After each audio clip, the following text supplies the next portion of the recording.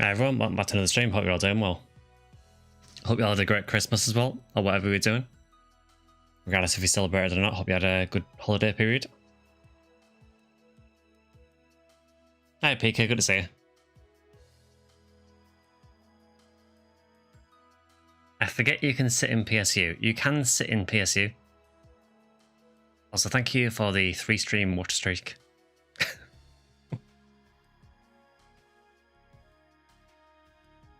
Yeah, I mean, obviously, you could sit in PSO, but you had to use the photon chair things. Yeah, I think PSU was like the first game where you could actually sit in actual chairs. Hey, Jack, good to see you. Role-playing my Phantasy Star. No, that was me finding somewhere to sit before the stream started. So yeah, today, as you can probably tell, we're doing PSU. We haven't checked the Christmas event out on Clementine yet, and I thought I wanted to do at least one stream while the event's on, just to see what they're doing for the Christmas event. So we'll do that today. Next Sunday, I think next Sunday should be Rare Monster Week on PSO. So I think next week we might do Phantasy Star Zero for that weekend instead. And then maybe do PSO the week after for Airdrop Week. And I also want to say that on Wednesday we are resuming Front Mission 3 as well. I appreciate it's New Year's Eve, but the VOD will be there for anyone who doesn't get to watch it, so I just don't want to leave Front Mission too many weeks. Character looks like a Vault girl. I never thought that. When's 3-stream week? We haven't done a 3-stream week for a while, have we? Yeah, maybe we need to do that at some point. One more stream. Yeah, I'll have to think when I do it. I mean, I am off work this week, but I am also, I would say busy, but we all know that I'm busy playing stuff.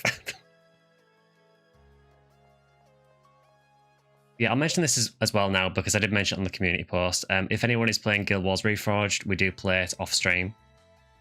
So if you are playing Guild Wars Reforged, feel free to join us.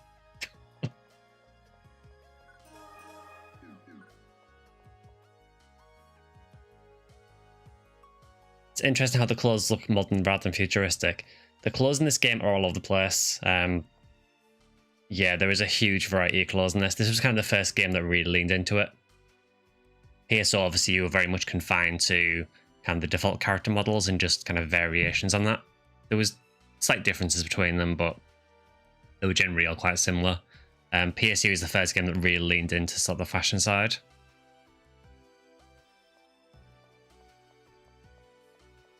So, I mean, I'm going to assume that we go to the event lobby. That stands to reason.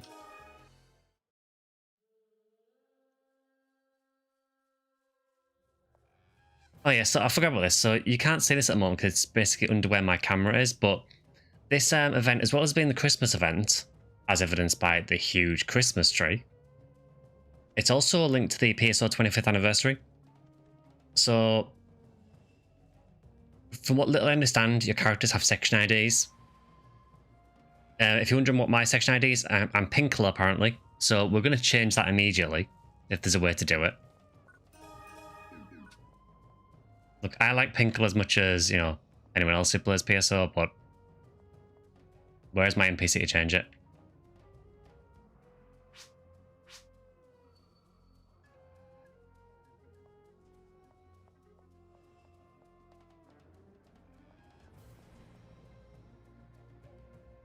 Change section ID, that sounds good. Yeah, so I don't actually know how this affects it. I'm assuming it has an effect on the drops in the mission. If it's anything like PSO, I mean, we're obviously going to change to Skyly. There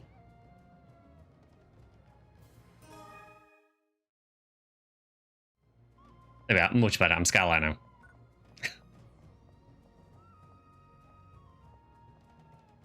Yeah, I'm not actually sure how it affects things. Is there any NPCs that kind of actually explain this? No. Cool. I'm just going to assume it affects the rare drops then.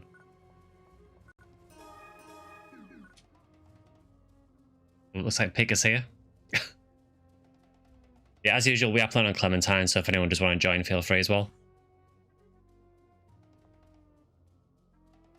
But yeah, I have not looked into this at all, so I have absolutely no idea what the gist of this event is. Well, this guy's just vibing, apparently. Also, again, every time I play PSC, I feel the need to point this out, but I really apologise for the tiny, tiny UI in the corner. I can see it, you don't need to worry about it. So that guy does just vibe, I guess.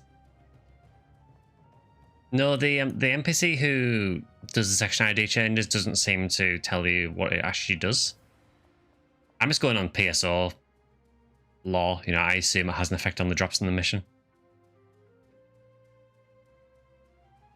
So it's changed section ID, and it just gives you the option to change, yeah, so there's no explanation to it.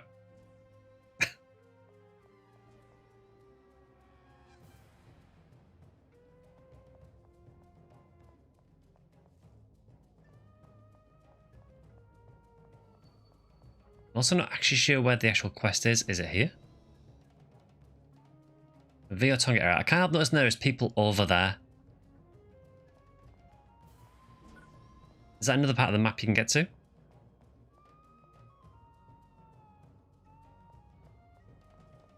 It's the door with the wreath. I mean, that does stand to reason, doesn't it?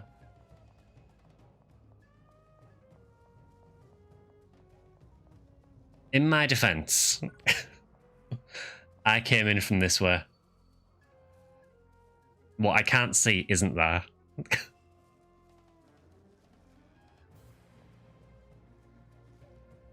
You really named your character Hulk Hogan, huh? Okay.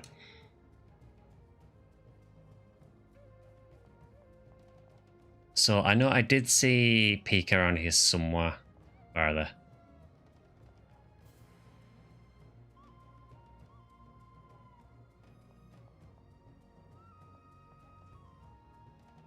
Guild Wars Restless Soul moments.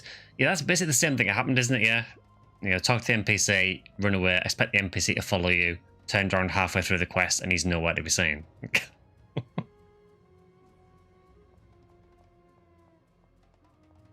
Is there anything else over here? Apart from a tree. I mean, it's kind of, I feel like it's an odd lobby to have the Christmas event in. Sent it on Discord, let's have a look. Also, it does affect drops. Okay, let's have a look.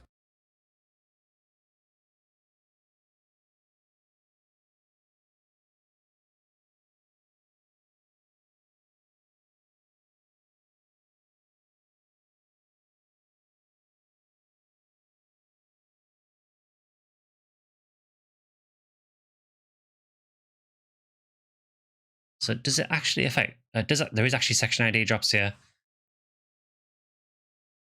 I'm not going to bring this up on stream. I'm just going to quickly look through it and just see what I get. So Skyly can apparently in Ultimate can get... oh, Seal J Sword.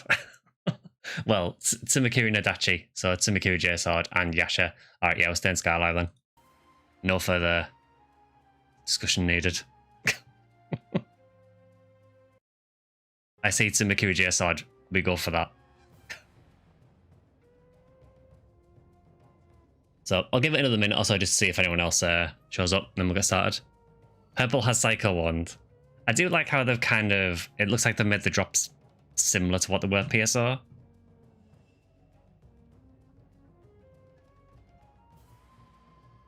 Yeah, if you do want to get here, just go to one of the orange cubes in the lobby, and there's an option to say go to event. You're joining next run because of food. Yeah, no worries, Drac. Let's just have another quick look through that and just see what the other drops were. I just want to see how it relates to PSO. I do find it funny that Clementine has done arguably a better PSO 25th anniversary event than NGS. I mean, the NGS one's fine. I mean, it's a cool boss. It's not really PSO 1, but it's still a really cool fight. It's not surprising, though.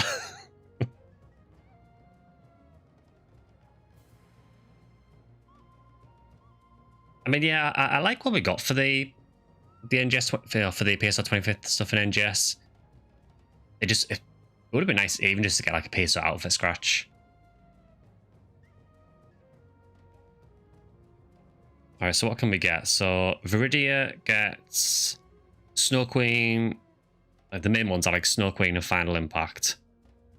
Greenhill is Shoren and Heaven Striker. Skylight is Sumiku J-Sword and Yasha. Blueful is Twin Heaven Striker and Zanba. Purple Gnome is Yasmikov 9000 and Psycho Wands. There is some more drops than this. I'm just covering the weapons, really. Pinkle gets Ramblin' May and Vivienne. Red Rhea is Double Cannon and Lavis Cannon. Oran is Slicer Fanatic and Daylight Scar. Yellow Bows is Excalibur and Clem Needle, which I'm assuming is like Spread Needle. And White Ill gets Guren and Sylphide. Don't know what Sylphide is. What is that?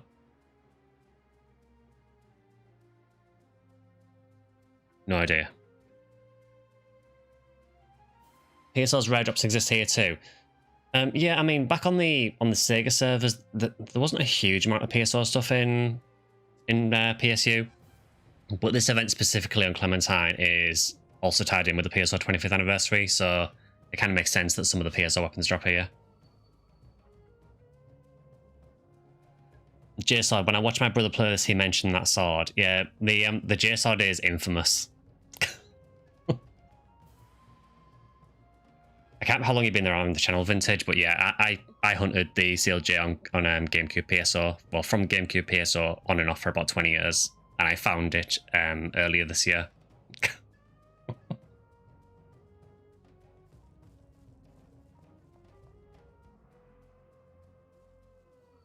Yeah, I'm looking forward to doing some more Guild Wars track, yeah. I know I said earlier, but I'm really, really excited to see how the other people we're playing with will react to what happens soon. Without spoiling anything.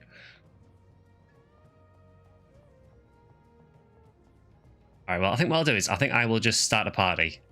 And I'll leave it open if people want to join, they can.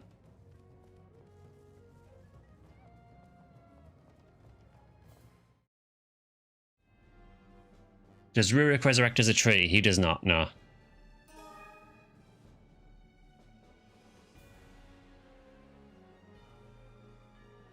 So I'm going to assume it's Mag 3rd.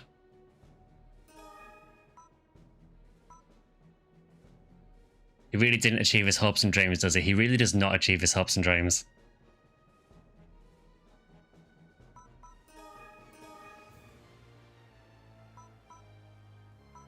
Yeah, so I've got no idea. I mean, it's Mag. I'm assuming we're talking PSO levels. Just start it and see what happens, I guess. Prophecies is just chaos everywhere, you're just going along. Yeah, re-going through the original Guild Wars kind of made me realise like how much of a mess the original story is.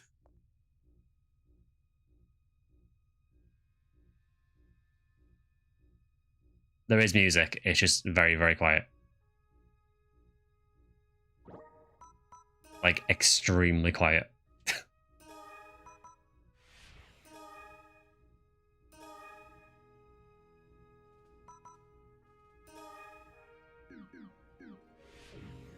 There we go, now it feels more like PSO.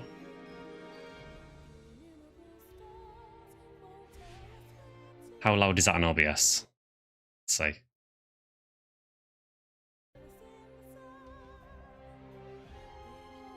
That's not too bad. After the event, there's boost milestones that are going to active. Oh, nice. Oh god, we have to do forest. It's like a Finia all over again. Well, I guess the natural progression is we start with forest.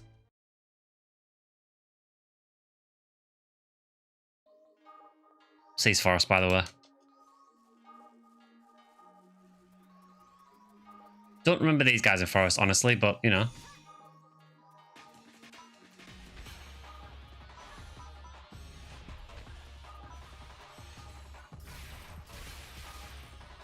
Okay, let's maybe not use that.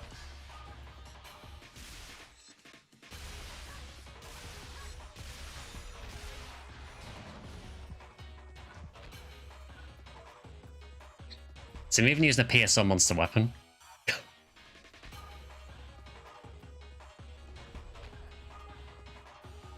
We've got boomers. There we go.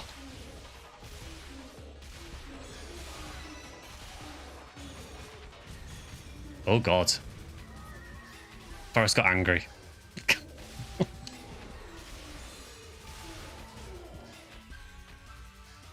I mean, they are level 200.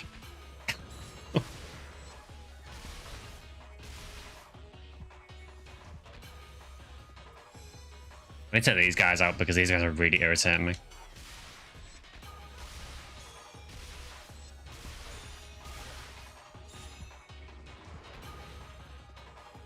Unfortunately, I don't have the big baseball swing at the end of this PA yet.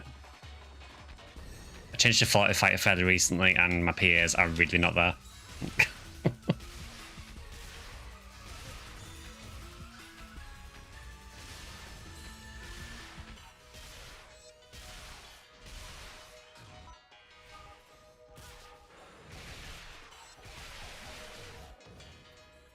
Classic forest experience, barter spam. Exactly.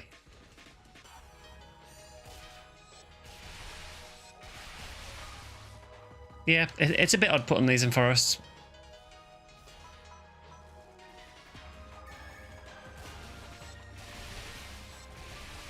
But hey, we've got Build-A-Bears, which are, you know, definitely not Hilda-Bears.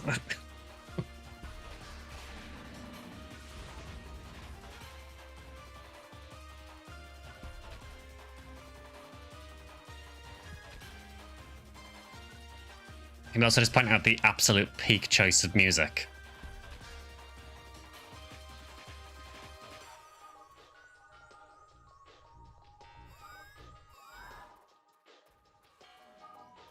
How would you make forest better?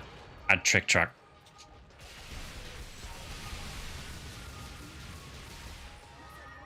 Yeah, that's gonna be a problem.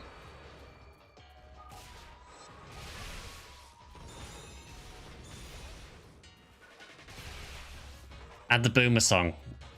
I don't think that would make the experience better.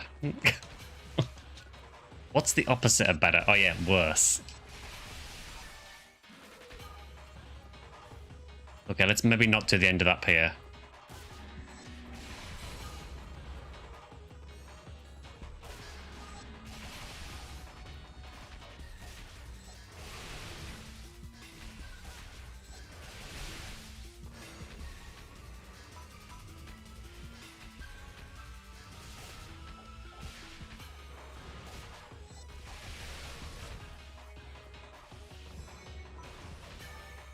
On Affinia, I'd add a trigger to forest events. Yeah, Scorpio, there is a song on Affinia that you can play in the lobby. It's called Boomers. And it's a really, really terrible rap song. I don't know where it really comes from. I'm guessing just like a random YouTube video or something, but it's really not good. But yeah, you can play it on the jukebox on Affinia if you want to. Should you, for some reason, want to play it.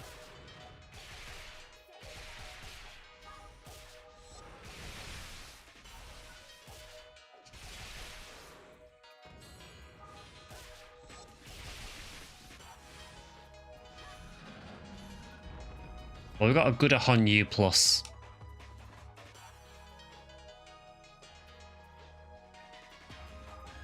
So we got something.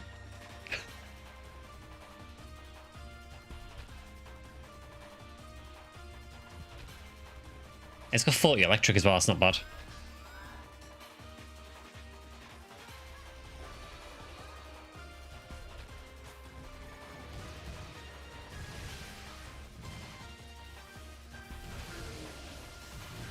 Now I have to for no other reason than intrigue. I mean, by all means, you know, play it once for the intrigue. I guarantee you'll never want to play it again.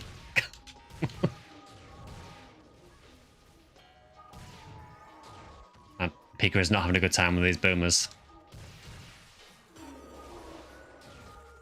Yeah, high-level boomers in this are actually sort of dangerous.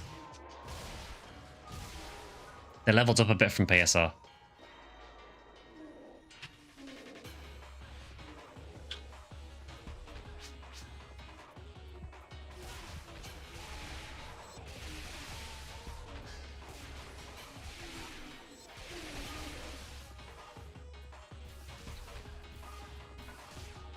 Yeah, I wanted to at least check this out once while it's on.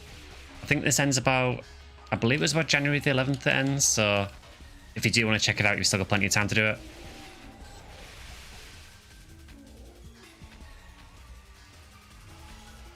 Actually, on the subject of event timings, we need to talk about this on NGS. This is a very weird thing in NGS. So NGS, as you would expect, got a Christmas quest, you know, and it has Christmas lobbies. The Christmas quest ended on Christmas Eve. It's now a New Year quest. I mean, I kind of get why to some degree, because I know New Year is like a massive thing in Japan. So I'm guessing they kind of want to get things tidied up before the New Year holidays. So it kind of makes sense to run the New Year quest a little bit early. But it was very weird having a Christmas quest that ended before Christmas.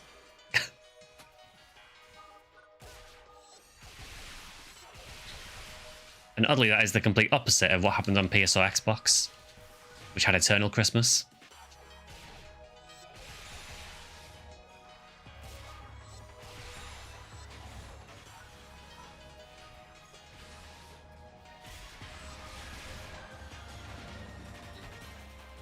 Someone informed me the other day that some shops already have Easter eggs on the shelves. I mean, obviously, you know, Christmas is done now.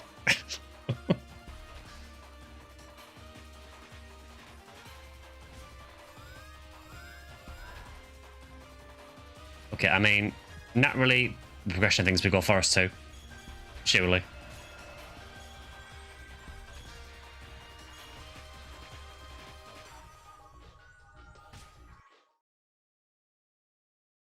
Yeah, naturally, yeah.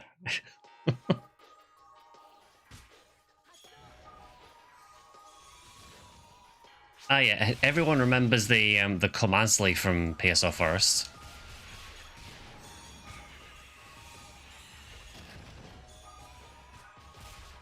Look, I get we have to work some PSU enemies in, but it just feels weird.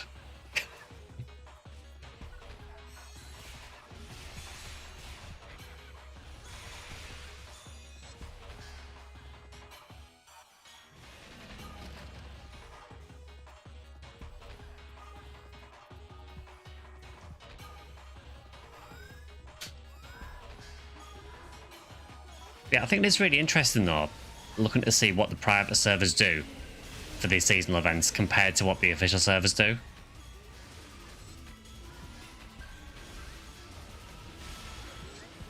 It's always really funny because obviously with the private servers, they're very much like a passion project. So you tend to find that they put a lot more effort in.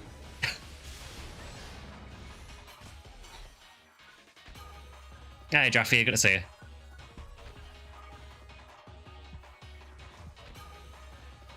Private servers do what SIG don't. I guess so, yeah.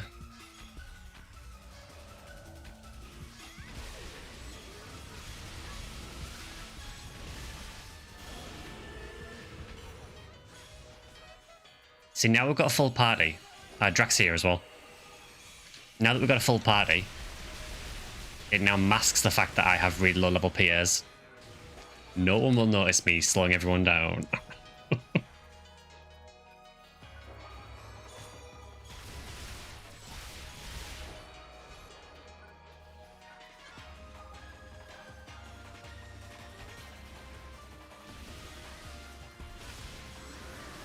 So one thing I've noticed is that everything is ice element here. So I'm going to assume that maybe each area is a different element, which I guess would kind of fit with PSO. I know it's not elements in PSO, but you know, obviously in F1 in PSO you had like your native, your altered beast, your machine, your dark. So you could use like the same attribute against every enemy. I guess that's their way of maybe trying to mimic that in PSU. Oh, we've got level 21 PA, it's over. We have the baseball swing.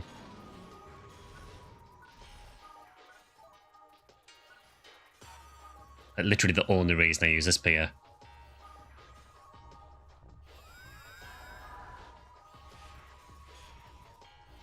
Forest 3? What is this?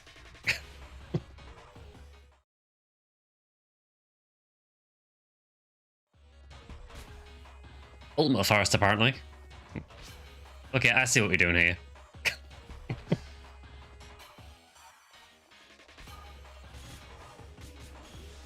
Oh, we've got Saint Rappies. Or Rappy Noels.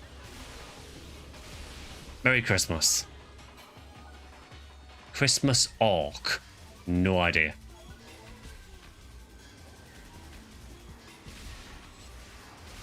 These guys are rare as well.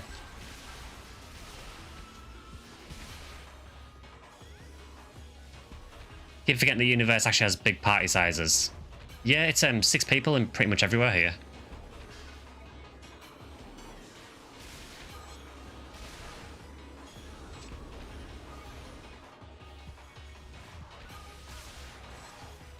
Merry Crisis.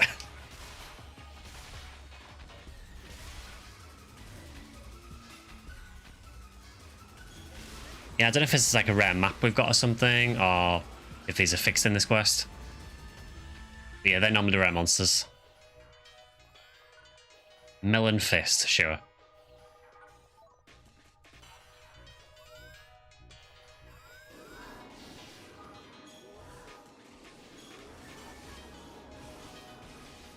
We've got more Rappies.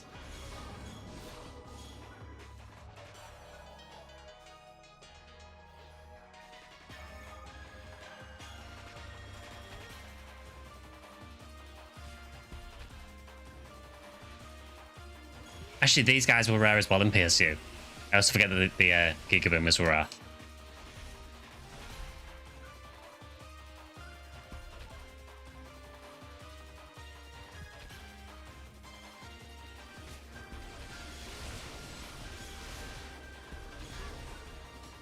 Some more Christmas Orc, whatever that is. I have no idea what Christmas Orc is. Is it a material? A spongy candy decorated with frosting and cream, resembling orc-type wood. So I guess maybe like a Yule log, I guess.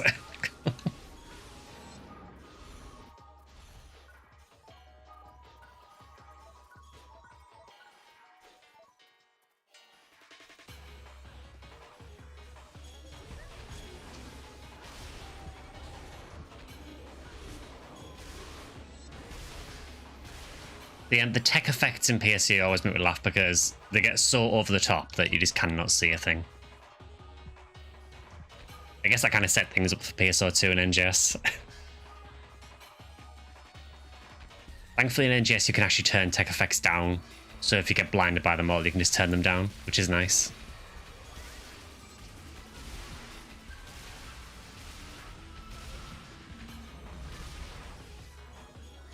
Yeah, I hope everyone in chat had a good Christmas anyway, whether you were celebrating it or not. Hopefully the Saint Rappies were kind to you.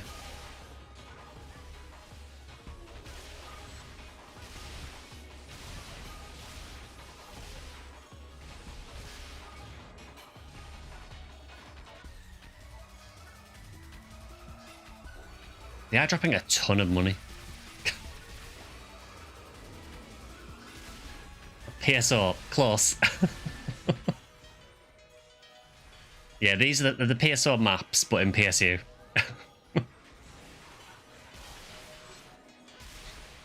You got some good old games from Steam. I mean, you're not wrong, Akima. You know, it is a PSO map with some PSO enemies.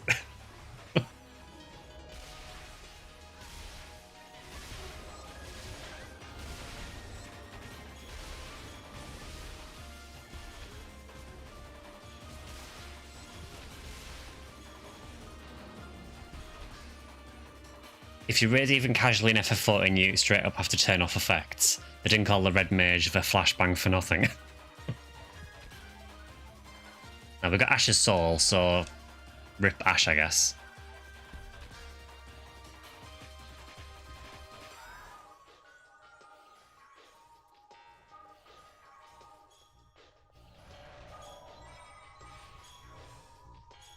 And I guess now we go straight to Ruins.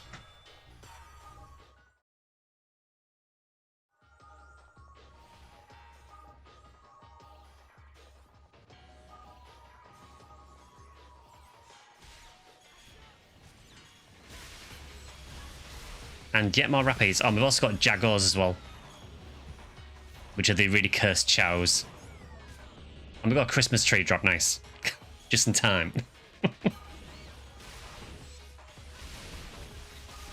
The Jaguars do be wearing Santa hats though. It might be hard to see, but they are wearing Santa hats.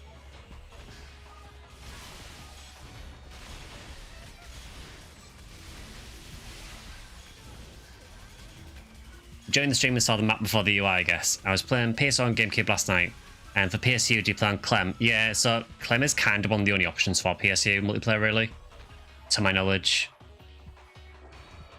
That is a big-ass bird.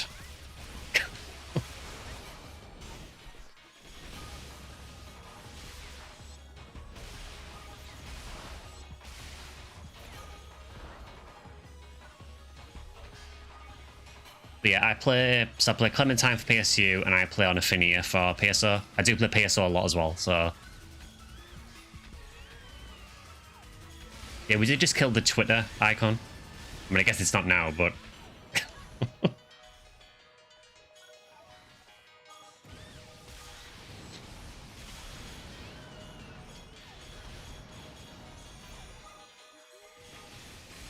I think, is PSU the only Phantasy Star game where you can literally murder chows?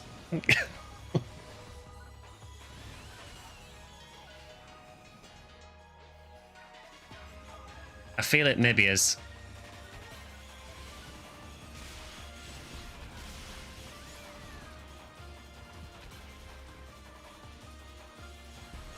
Play stack for PSO. Yeah, you've got a few options for PSO. You know, there's Stack, there's Affinia, I think there's Ultima, a couple of others. PSO definitely has a lot more options than PSU. I think the PSU you are more or less limited to Clementine.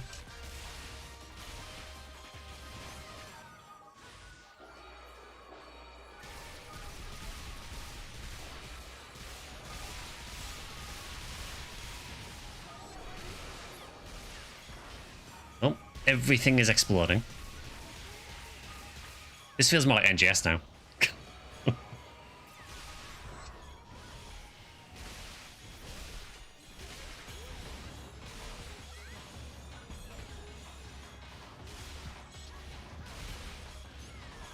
I do like that we see a bird dressed up as Santa, and our first instinct is just kill it.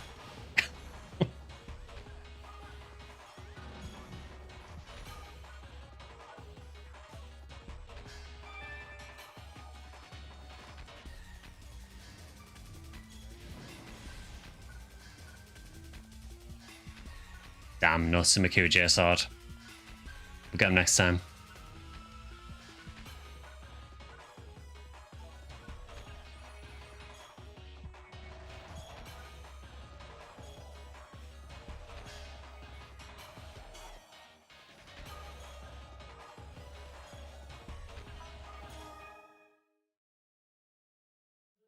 GameCube, Dreamcast, and other consoles are inside a box. Yeah, I'm trying to get back more into retro stuff, really.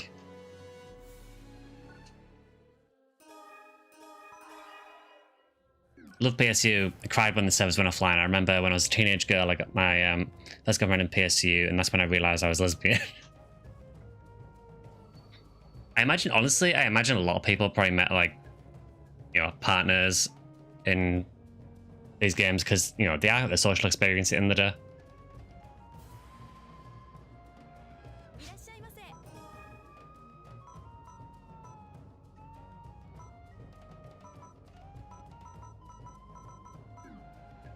I don't know if I want any of this, but if we throw it all in storage, we don't have to remember it exists.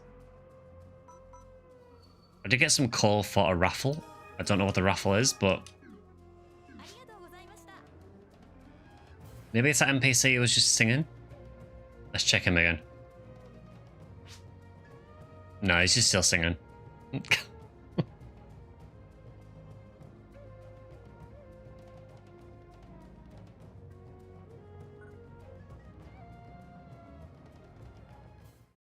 Played on 360 using voice chat on PSU was amazing.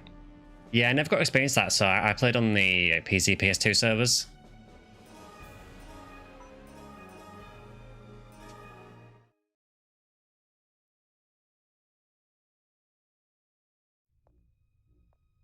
I remember being hyped for the supplemental update back then, but sadly the servers went down.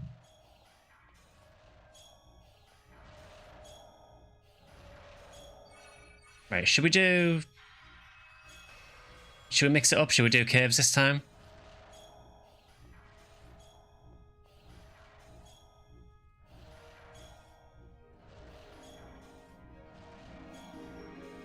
Been following Clem since it was on the old farm. It's probably like 13 years-ish. It's been going a while now. Same with Affinia as well. I mean, Affinia's just celebrated its like 10th anniversary, so... And private servers have been going pretty much, well, as long as you can imagine, really.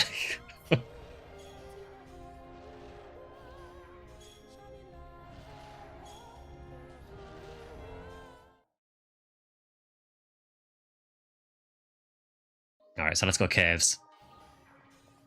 I mean, you know, historically on PSO, Skylight Caves is good. Apparently boomers have got into caves.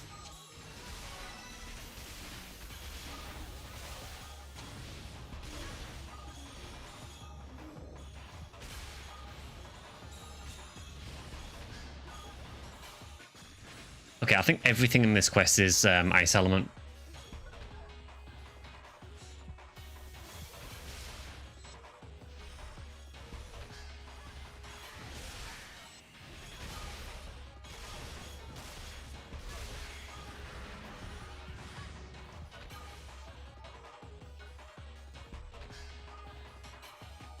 One of the best things about the Xbox was the voice chat. Xbox Live, the voice chat was years ahead. Yeah, I mean, I've got an Xbox 360. I've still got it behind me. I never use it anymore. It's just kind of sat there doing nothing. But yeah, I guess thinking about it, I guess with the Xbox 360, will that have been one of the first experiences most people had with voice chat? I guess on PC you probably used it a bit beforehand, but how goes the Phantasy Star? Going pretty well so far, Zashara. Yeah, we're just checking out the PSU Christmas event, which is also themed around the PSO 25th anniversary. Yeah, it is going very well.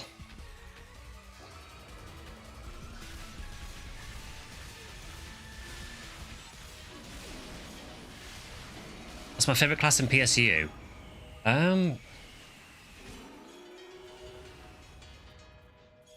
I think my favourite class overall is maybe Gunmaster.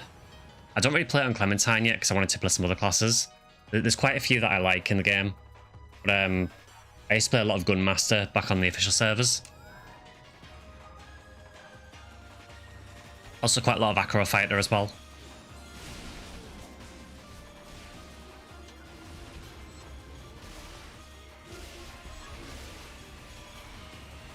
Yeah, at the minute we're just playing Forty Fighter.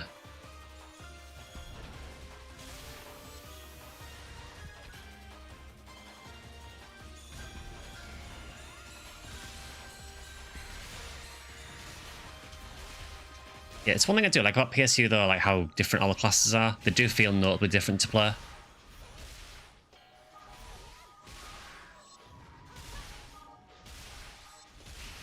Yeah, Master Force is really cool as well.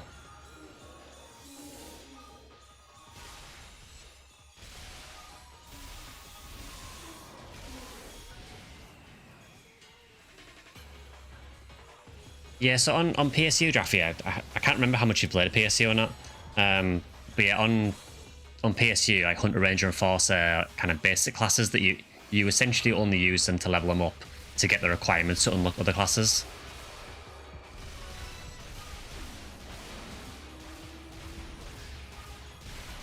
Oh, we got a God Power. I mean, that is very PSO themed.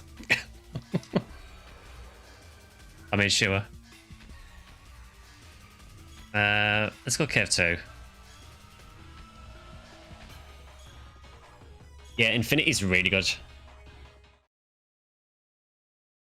Maybe that's something we do play a bit this year. I'm not going to do a full playthrough like I did at PSP 2, but it'd be cool to play Infinity on stream at some point. Just don't know when yet. Other plans for this year, I do want to get around to doing Phantasy Star Nova. Yeah, I don't know when during the year it'll be, but I do want to try and do this in 2026 if I can. I realised I just said this year, and then realised it's like the end of December.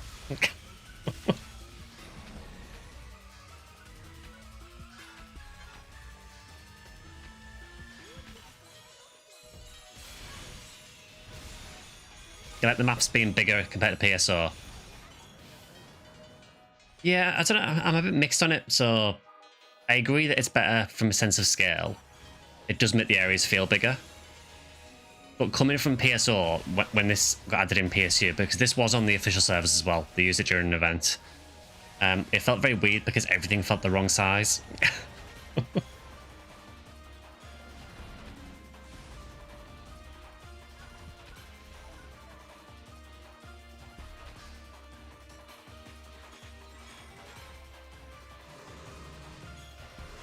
Although I played all classes on my main in PSU, Wartecker was my main, so it was closest to Hunywell in PSO. Yeah. The only downside with Newmans in PSU was that they weren't great at melee. You could do it, but they were the best. They were the worst at it, so it was a bit more of a struggle. For what it's worth, I played a Newman Fortier fighter for a while, so.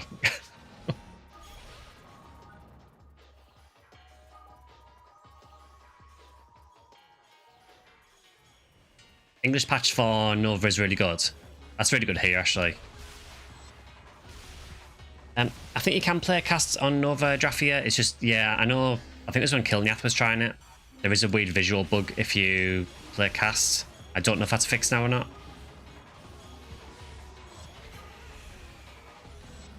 But yeah, Nova's always kind of interests me because it feels like such a different game. But again, it's one of these games that we never got, so I never got to try it.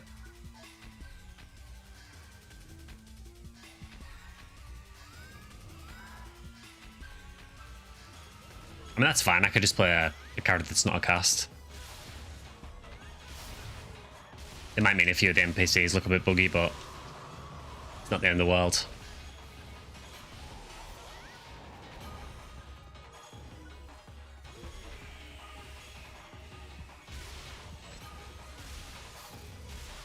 Beasts and casts had badges and SUVs. Humans and humans have nothing. Yeah, so on Clementine PSU, they did fix that. So on Clementine, they did give humans and humans like a racial ability. Essentially gave them SUV weapons, more or less. Because it did kind of feel like a bit of a debuff in PSU. That you just had no racial ability because you decided to play a human or a human.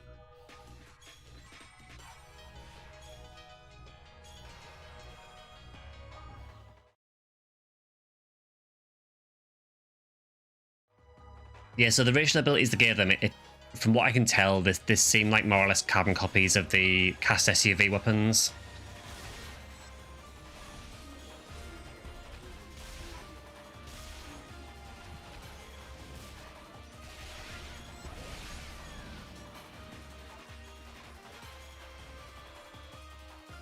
Someone has just found Mecha Moose V9U+. I mean, cool.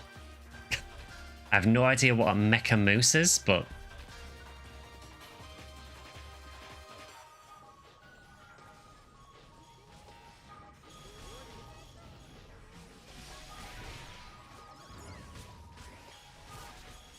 Okay, so weirdly, the ones in this block are not Ice Element.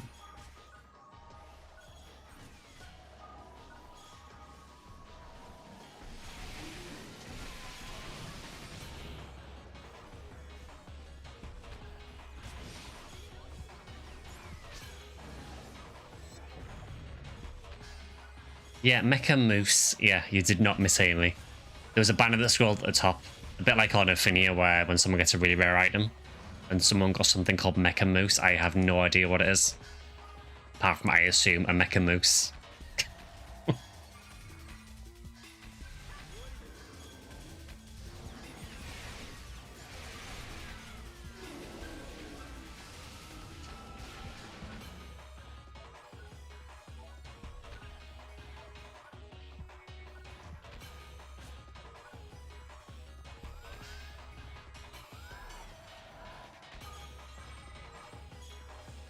Yeah, I'm not sure what they could do for Mirage Blast, because I know obviously in PSP2, you know, Humans and Humans had the Mirage Blasts.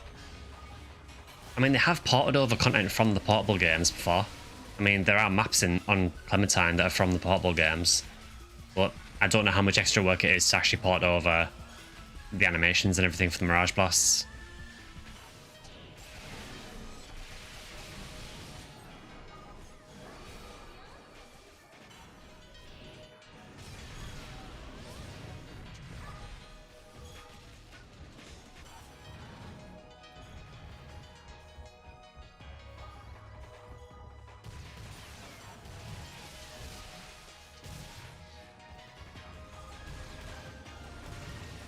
I mean, I think they've done well, honestly.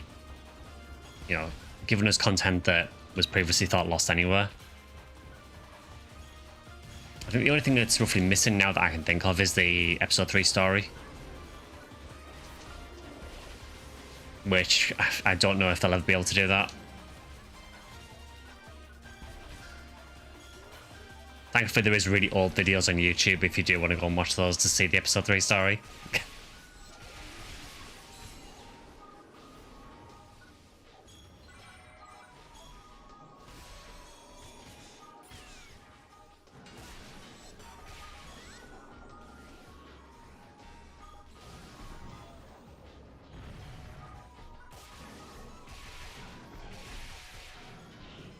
Yeah, I think bringing Mirage Blasts over just seems like more of a headache for them, I think.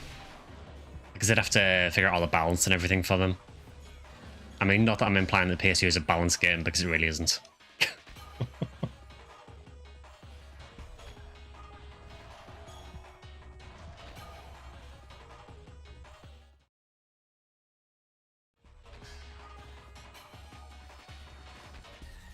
Yeah, I think the issue with PSU story is, I mean, from the Western side anyway, is that the game kind of just got abandoned, more or less. I mean, for those who were there at the time, you know, we never got the final level cap or anything in the West. I can't remember how high we managed to get up to. I want to say it was maybe about 180 or so, but I'm pretty certain we never got to level 200. I think they did it on the Japanese version, but not ours. It kind of felt like they just gave up with the game, more or less.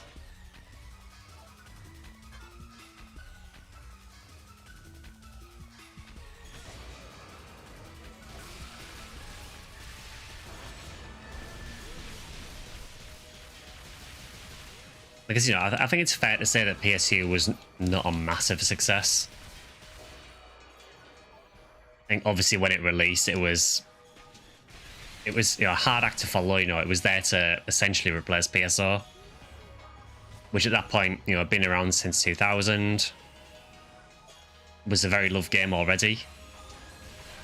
It had a really, really hard job to follow that up. I think for a lot of people, PSU just never landed. You know, a lot of people just really never got into it.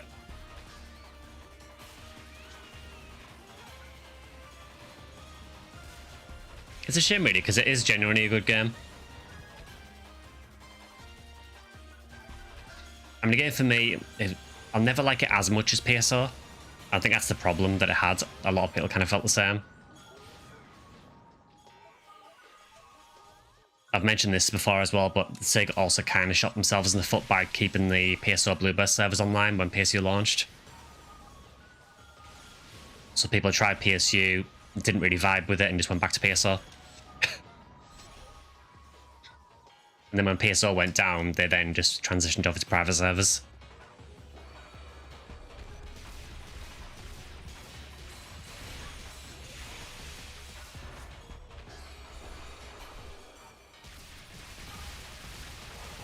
Yeah, I do think PSU deserves to be remembered. You know, I mean, it tried a lot of new things out as well. You know, if you remember, you know, this was the first Phantasy Star game we had that had photon arts. It's the first Phantasy Star game we had that had a first-person mode to it. It's the first one that had special abilities outside of photon blasts. You know, it brought in, you know, a new race into the game, which is then expanded on with PSP2 Infinity with another race.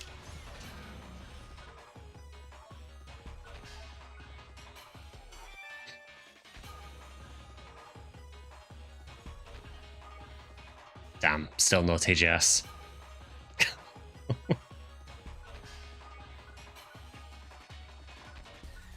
I mean, I suppose it's got to feel PS authentic. You know, if it just gave me TGS, it wouldn't feel right.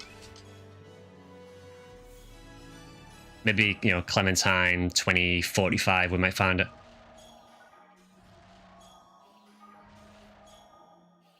I think I like PSU a bit more than PSO. Combat is more fluid, and I love that. It's definitely a lot more fluid than PSO. PSU, I'm not going to say it feels modern because it doesn't. But with PSO, you can definitely feel the age of the game a lot. I'd just like to stop and point out this absolute masterpiece of a character creation. Ethan Weber. Tiny fat Ethan. Amazing.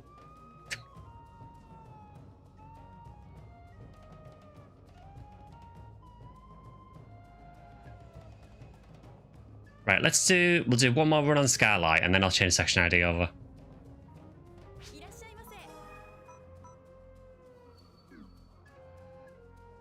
Hi, bit good to see you. Yeah, Merry Christmas to you as well.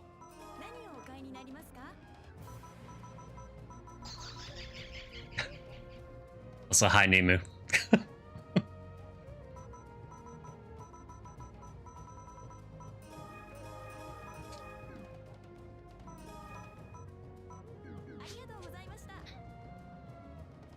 Wasn't Phantasy Star 1 the first game with first-person mode? I mean, you're not wrong in terms of the dungeons. I mean more sort of like first-person aiming. But yeah, for first-person in general, yeah, Phantasy Star 1.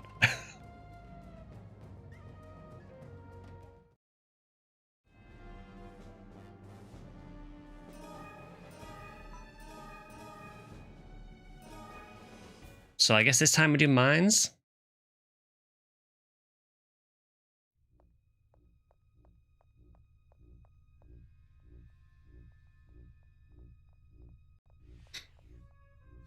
I am slightly worried that they're going to put those robots in that fire missiles. We don't have Garans as in PSU, but there is a robot similar to them.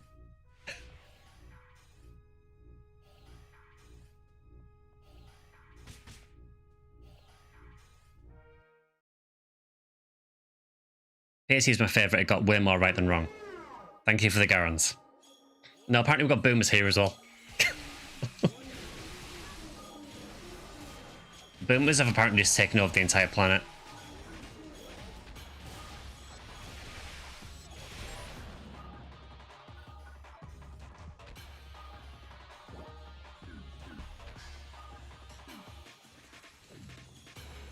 Ah yeah, we do have those robots, so these are the equivalent of Garans in PSU.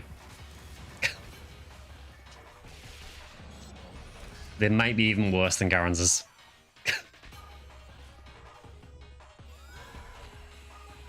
Okay, we do have robots. I mean, it's not guild chicks, but what are you gonna do?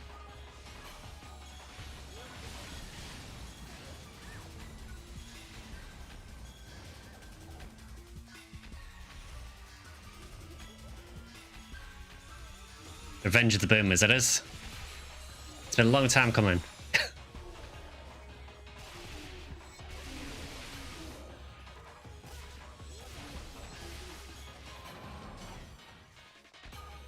Yeah, I think what I like about PSU is it wasn't afraid to experiment a bit. Now, did that backfire for Sega? Yeah, in a big way. I did mention it in the PSO 25th anniversary video, but yeah, when PSU launched, the main guy behind PSU, Takamiyoshi, got a lot of heat, particularly in the Western community. I don't know about the Japanese side, but particularly the Western community gave him a lot of heat for decisions he made with PSU.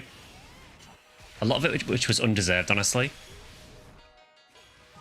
Oh, you got a gold Miller U plus. Nice one, Drac.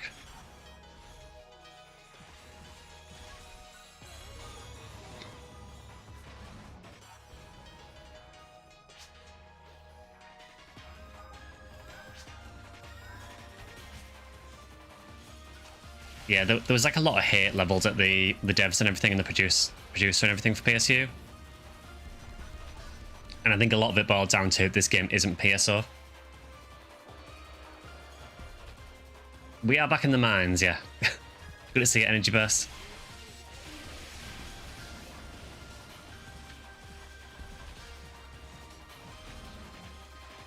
The reason I play PSO more is because I can play it on GameCube. If I could play PSU on 360, I'd probably play it more. I know I can use a controller on PC, but it's not the same. Yeah, for what it's worth, I mean, Blueburst is really good. I would recommend like Blueburst PC. It works pretty well with the controller for the most part. The only issue is the barrel on the bottom for Blueburst. I still use keyboard for that, so I kind of play hybrid. Well, I guess there is ways to map it to like extra controller buttons.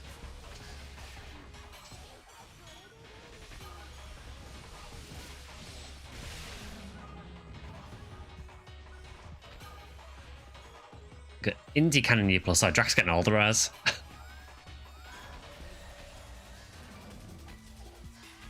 Hi, Blader, good to see you. Back in NGS after 4 months. If you haven't played for 4 months, I would really recommend doing the urgent quest when it's on. The Luther fight is amazing.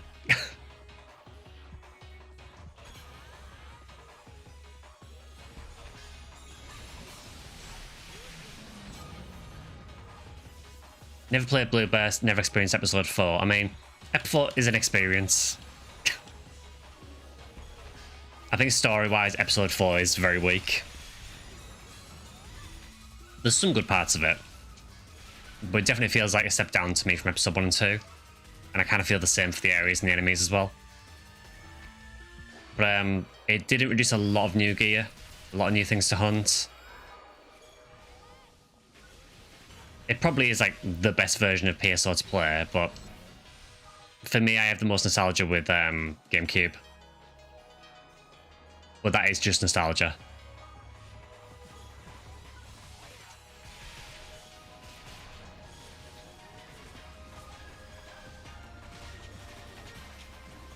Also, I do just want to say actually as well, like, a big massive thank you to everyone who watched the PSO 25th anniversary video. It has absolutely taken off. It's already outperformed pretty much every video on my channel, so yeah, big thank you to everyone who's watched that.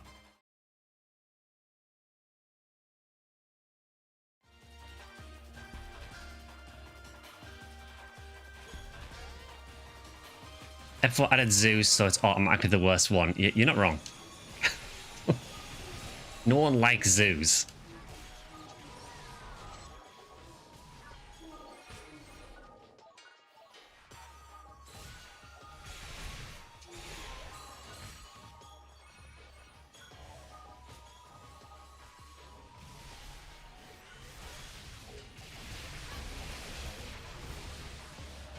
Yeah, I mean, honestly, it was a really fun video to work on.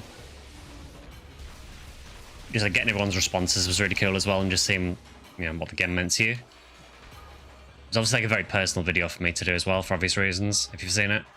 But yeah, I'm just really glad to see it doing well.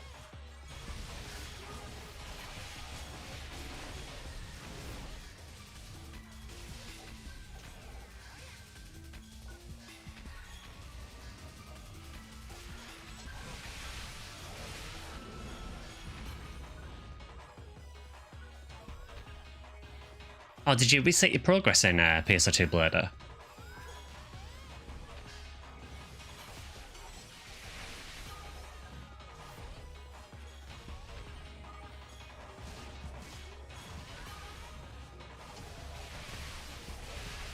Is there another experience event coming up for Blue Burst? So you just missed one if you haven't played recently. Literally last week was double, like 200% experience because the Christmas event doubling it. The next experience boost will be, so I think next Sunday it'll go to rare enemies, the week after that will be rare drops, and the week after that will be rare, will be experience. So yeah, a few weeks yet.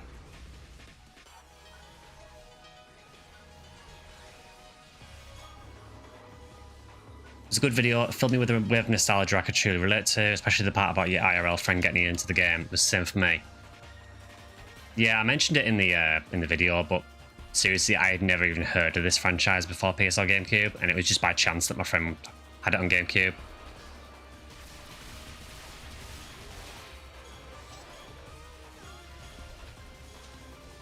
Finding anyone making PSO and PSU content is a small part of YouTube. You and Sky's not the limit. I'm my favourite content creators at the minute. Oh, thanks for that. It is very funny that there are 2 content creators for PSO called Sky. But yeah, I have seen some of Sky's Not Limited videos, and they are really, really good.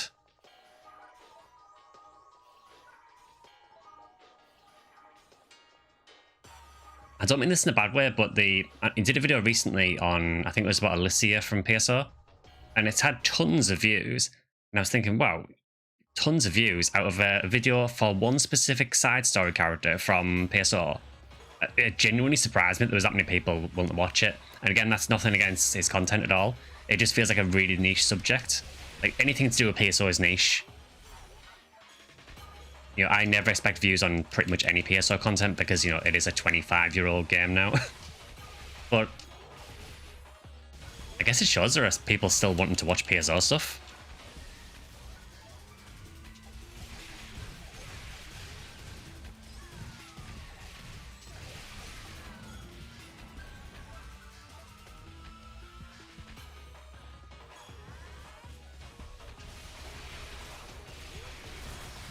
I think it's good as well though, because honestly for me, like delving into the lesser known parts of the lore in PSO is something I really enjoy doing.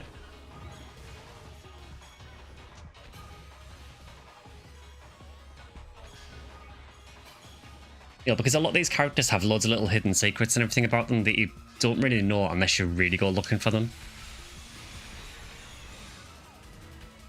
I mean, realistically, you know, in PSO, unless you play the retired hunter, you wouldn't know that DB is, you know, is the same family as Alicia. And you wouldn't know who DB is. I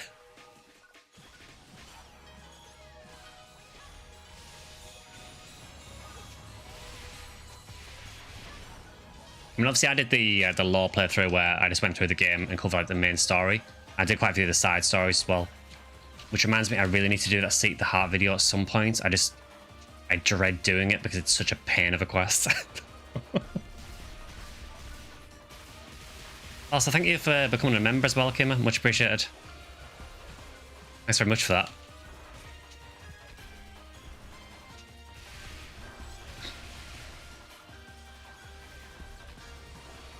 I see your test, Kilnief.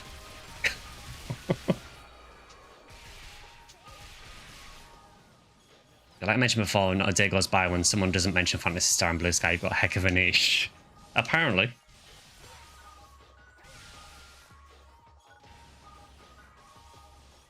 Oh, thanks for that, Akima.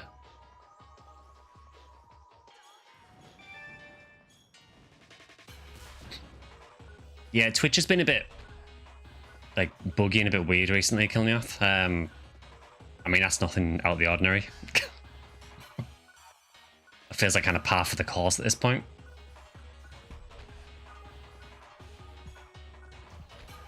I like this guy's just dropping tons of coal. But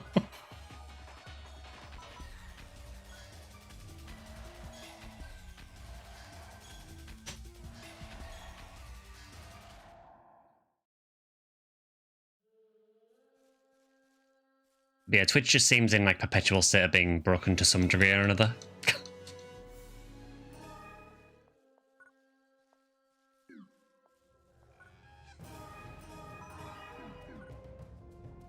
Apparently the call is for a raffle. I'm not exactly sure why you do that, but... Is it Tyler? No. Also, yeah, Tyler literally told us, head over to the door with the wreath to participate in activities, and we just completely ignored him.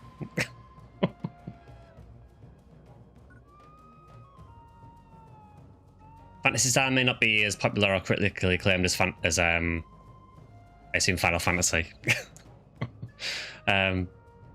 But the franchise is just as beloved to its fans. Yeah, I would agree with that. Actually, let's change section ID. I know we are Skyly, but we've done a few runs on Sky, so... I know someone mentioned that Purplenum gets Psycho 1, so let's change Purplenum. It's not you.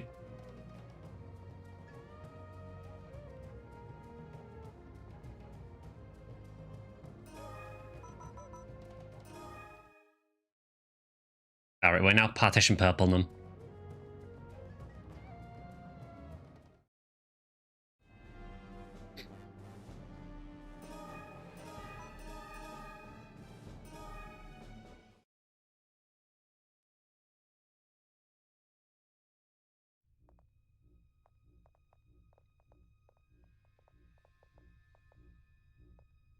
I really don't mind which area we go to this time. We do a thorough start. Want to get some more posters for PSO? The only ones I have at the minute are the ones that came with the Versus and Prima guides. Is anyone making fan art posters? There was one recently for the limited run games merch. Again, I would not recommend using them. The poster, for what it's worth, is really nice. If I remember after this, I'll show you the poster. I don't know if I have it up yet because I don't have a frame for it yet. But the poster for that was quite nice. As for other posters, I mean, you're basically thinking magazine cutouts. I've seen a few of those on eBay. There's really not that many.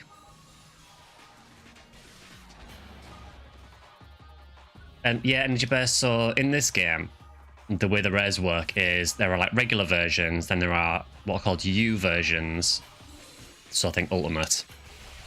And then there are U plus versions, which are better versions. So if you got a Psycho 1 U plus, that would be worth a lot.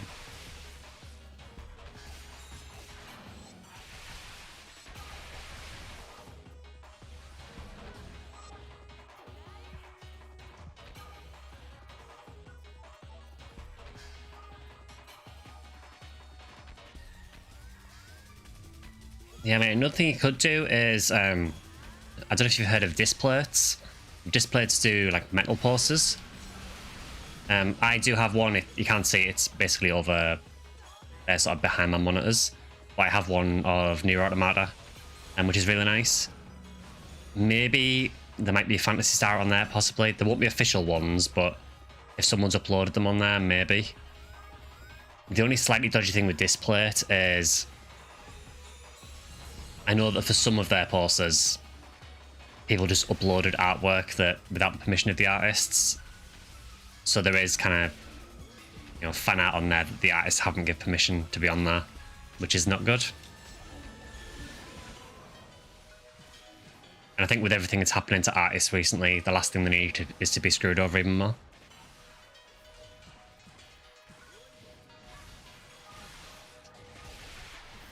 Yeah, I'm the same Energy Burst. I've got a few posters, and there's some I've had for years that are just still rolled up. So I actually got years ago, I got a fan art poster of one of my PSU characters. And as far as I'm aware, I think it's still in storage, rolled up somewhere. I need a poster frame for it at some point. I don't know if they do have PSO content. If there is any, it will be fan uploaded. So just be aware that it might not necessarily be with the permission of the artists. Because I know Display do some official posters that they license.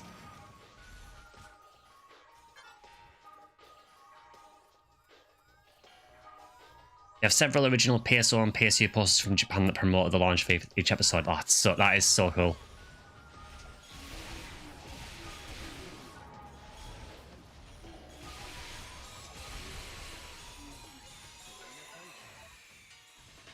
Yeah, the only thing about the limited run poster is, so it's based around the American launch poster for Dreamcast. So it has the launch date on, but unfortunately the launch date is wrong for over here because it launched at a different time in Europe. It's a really minor thing, but it does kind of bug me a bit. But, you know, it is an American company, so...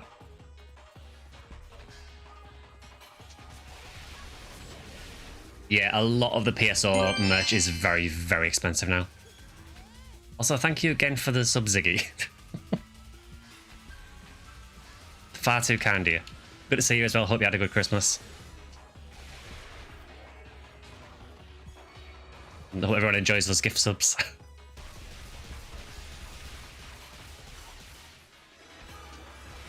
Oh my god, we actually leveled 193, 7 more.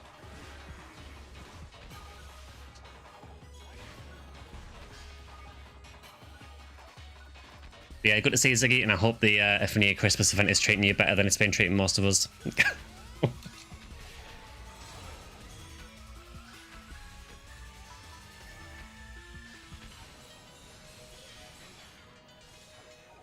Thought I had a red drop there with the alert. Yeah, that was kind of the intention of the alert originally. It was basically to screw me over when I was playing PSO. But unfortunately, a lot of people will watch the stream while they're playing PSO, so it kind of also screws them over. Event's going okay for the most part, hope you're doing well. Yeah, pretty good. Pretty quiet Christmas overall, but yeah, pretty nice one. Thank you for the poison lily. Quick hello to say I really enjoy your Front Mission 3 videos, so kudos. Oh, thanks for that. Good to see people coming in for the Front Mission stuff as well. We will be going back to Front Mission on Wednesday, so yeah, if you want to keep up with that, we'll be playing it on Wednesday.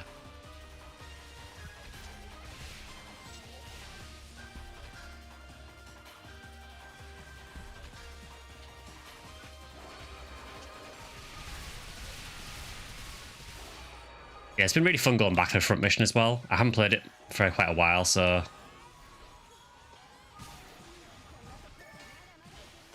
How long am I streaming today? Today's PSO card day on Shack. Let's assume you like that gameplay. I normally stream for about 3 hours usually, so... Yeah, I'll be going for... just under 2 hours or so. I normally stick to about 3 hour streams usually. I'm not one of these streamers who can go for like 8-9 hours. I'm too old for that.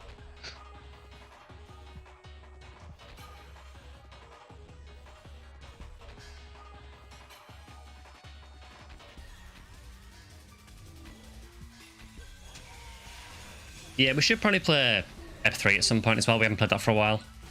I know there is quite a limited audience for PSO Ep 3, but it has a very devoted audience.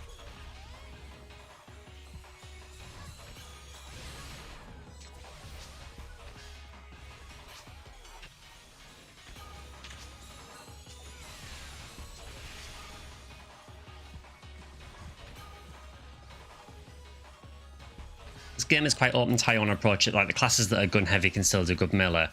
Yeah, there is quite a lot of variety to the classes, honestly. I think the master classes in this do kind of lock it down a bit because you're so limited on weapon, weapon options. But I mean, I'm playing Forte Fighter at the minute. I can still use a gun if I want to. You know, it is quite good, really.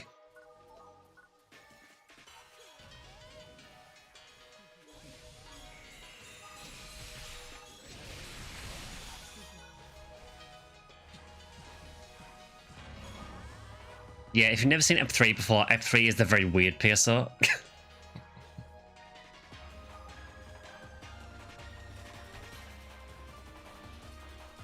If you like collectible card games, you're probably like Ep 3, I think. If you like sort of this kind of gameplay, maybe not.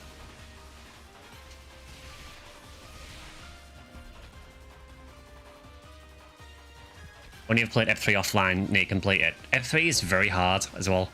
Like, the end of the story in that game is ridiculously difficult. Like, unless you get really good cards, it is a struggle.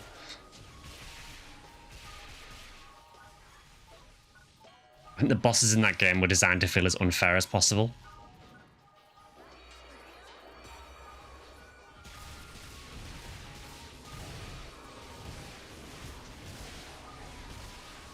Yeah, the issue with the story as well is because it has branching paths. You almost need to play it through a few times to actually see everything, which is kind of annoying. There is a lot of lore in it though, yeah. I was going to do a video on it originally, covering the Ep 3 story, but I know we mentioned Sky's Not the Limit earlier. I'm pretty sure that Sky's Not the Limit has done a very... I think Sky's Not the Limit has done a video covering the Ep 3 story, I believe. Which would definitely save me from doing that video, because that would be a long video.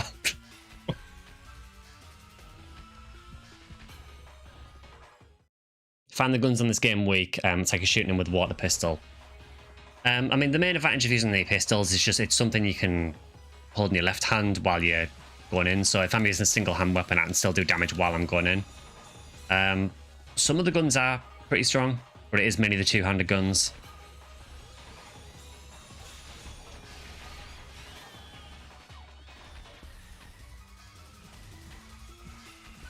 Yeah, the Ep 3 story is pretty wild, and it does actually fill in quite a lot of important events in PSO history as well.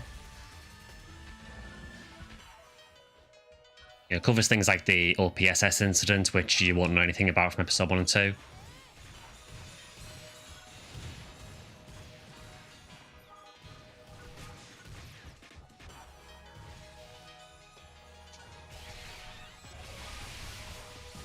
Again, it's one of those games where there is quite a lot of hidden lore that you really have to go out your way to look for. Use a floor reader on this, like having a list of what's near. So I use a floor reader on PSO. I haven't got around to using the one on PSU yet, but I probably should. But yeah, I use one almost religiously on PSO.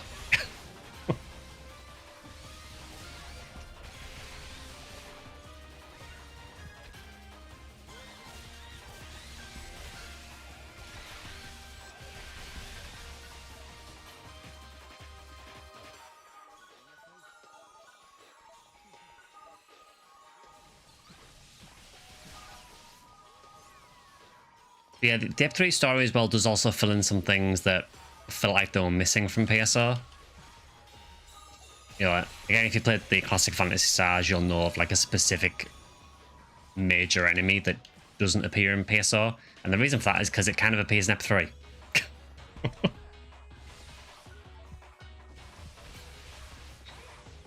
Hi, Remote, good to see you. Did you get anything good for Christmas event on Affinia? The first day of the event was absolutely amazing. I got a 40-hit spread needle and 2 limiters. And then I got nothing else since. You got Christmas tree spear U plus, nice.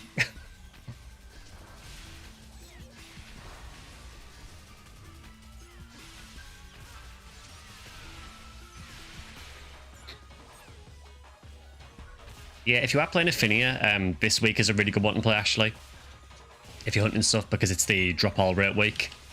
And because it's Christmas event, it's double boosted, so it's 150% DR. Are you doing SU12 at the minute? Nice.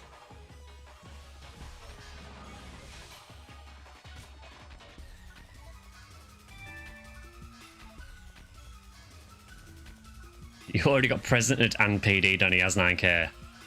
I mean, I would expect nothing else.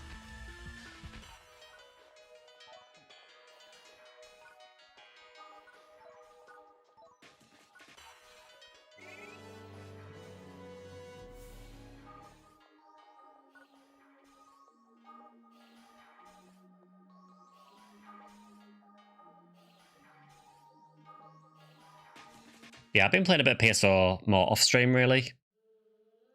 Not too thrilled with the Ep 1 or Ep 2 RBR missions. The Ep 1... Yeah, the Ep 1 is Lost Ice Spinner, isn't it? I think Lost Ice Spinner is basically a good quest if you're hunting Milkweeks, but realistically, the only IDs I can think of that you would even hunt Milkweeks on would be Oran. Or... I guess if you wanted a Yasha on Viridia with attributes, but... Why? It is a very long quest, well, and it has that thing in solo as well, where to get through the Crusher Trap thing at the start, you have to like do the trick of going into the Crusher Trap and then piping out, going back to Pioneer and then running back down again, which is really annoying.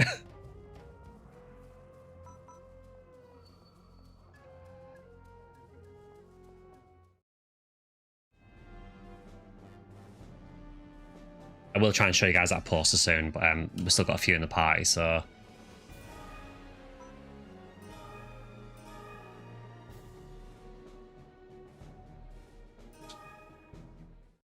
But yeah, Ice Spin is not great. Ep 2, I think, was it Penumbral Surge 4, I think.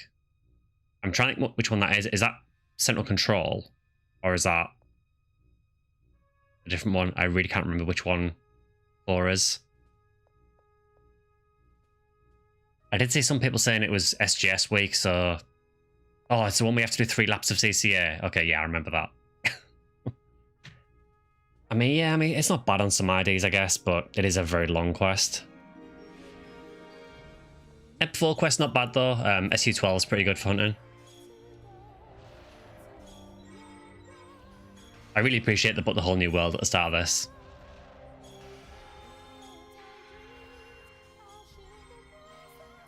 What was Ep 4 anyway? So Ep 4 added... it added a couple of new areas, so it added the crater area, the crater interior area, and Subterranean Desert. It added one new boss.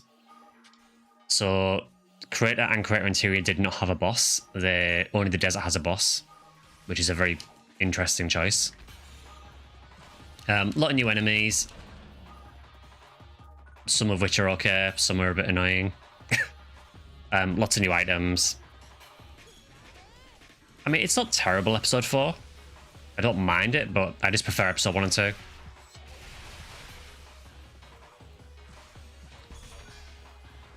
Been playing a lot of Baton Kaitos recently, and it's taken all my time. Did beat Metroid Zero Mission though, started 3 days ago. I'm sure Ziggy's been playing one of the Baton Kaitos games recently. I have no experience with those games whatsoever.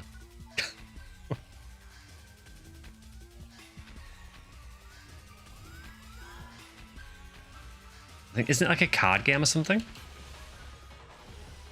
A card RPG or something? Again, I know next to nothing about it.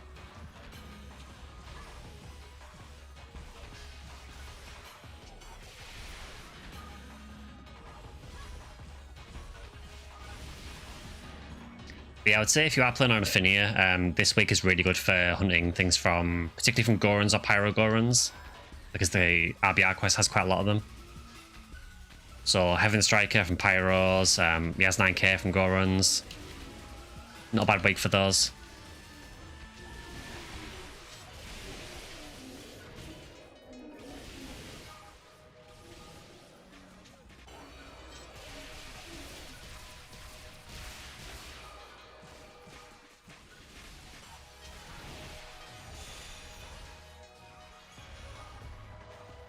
That is a very awkward position to be frozen in. I'm pretty sure a leg is not meant to bend that way.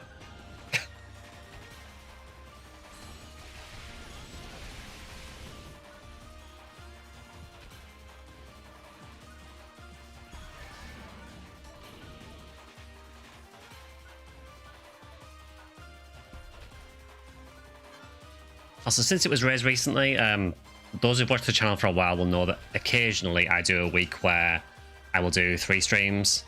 It's only now and again that I do it, and I haven't done one for a while, so I am thinking maybe sometime in the next few weeks we might do a 3-stream week. It's just something I do now and again, but it has been a long time since we did one, so...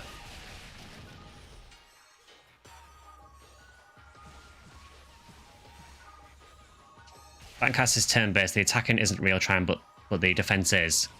Very different for very addictive for a card game because it's so different.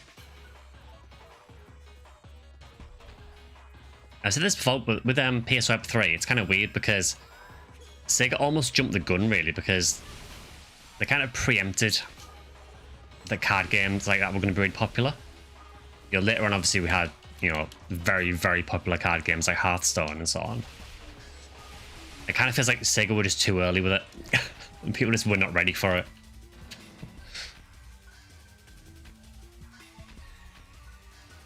Yeah, the 3 streams, it won't be every week. It's just now and again I like to do next stream. So we might do that in the next couple of weeks. I will announce beforehand though. I took my Rekka seal from 1 to 114 on last week's boost and made the most of that. Nice one. Yeah, I did make another Huniwell because 1 isn't enough apparently. I got her into hard mode, but then realised that I didn't really have a mag for her and she couldn't really kill anything. So thankfully someone on the Infinity Discord is now making me a mag because I can't be bothered making one. So once that's sorted, I'll level her.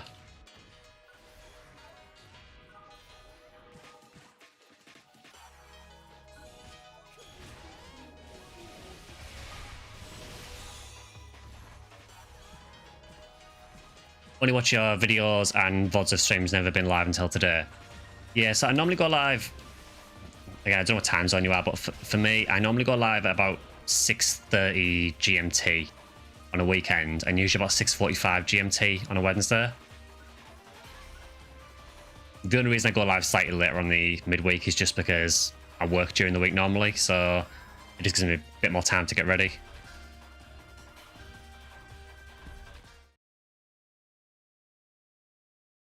But yeah, typically we do, normally Sundays is almost always Phantasy Star stuff. And then the midweek kind of differs. Occasionally I'll do Phantasy Star stuff, but at the minute we are doing a Front Mission 3 playthrough. And once that's done, I need to decide what to do for the Wednesday, actually. There's a few games I'm kind of interested in doing, but I'm not sure which yet.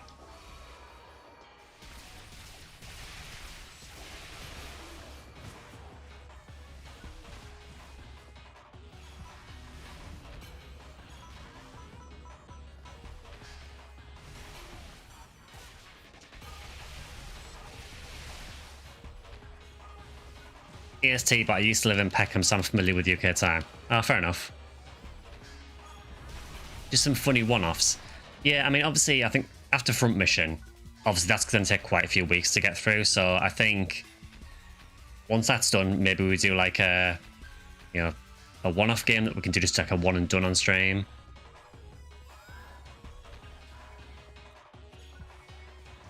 Also, maybe at some point we do another Crossworld stream as well, because we did do one of those. I know a few people have bought it recently. People seem to like that game, so I guess maybe at some point we could do another Crossworld stream as well.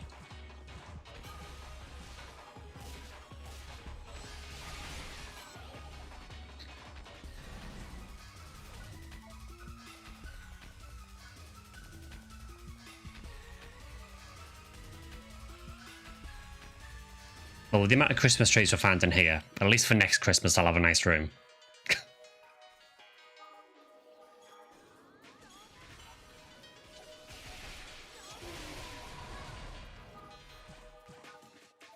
Yeah, mag level in PSO, when I first started playing PSO, I did all my own mags. And even when I started on Affinia, I made all my initial mags for my characters.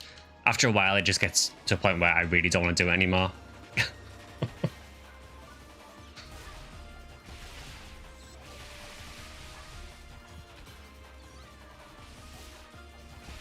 Game is freaking out, going to take a break. Oh, no worries, Drac. Hopefully it was nothing too bad. Should try the other quests. Which one's the other one, Drac? Because I know there's quite a few quests that counter.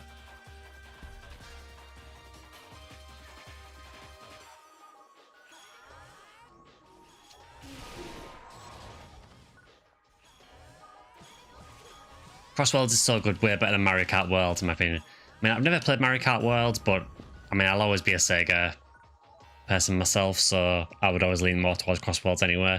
All I know is that Crossworlds is good. Movement and casting wasn't working, but the menus and camera were fine. That is so weird.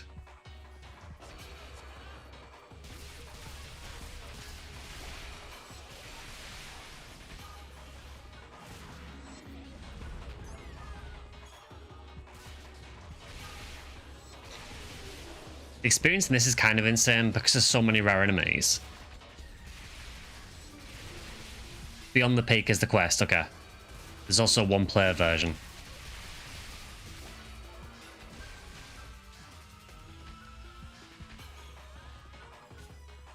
And Cole Gachapon is where you spend the core, fair enough.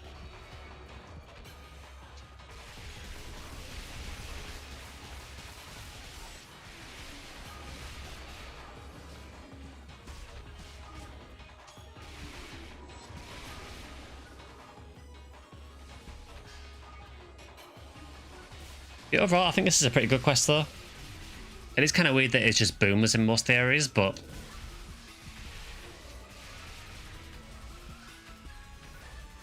I mean, there's no denying this definitely feels more PSO themed than the NGS quest. Again, I mean, I'm not knocking the NGS quest at all because the NGS quest for Luther, again, is absolutely amazing. But it's not PSO 1.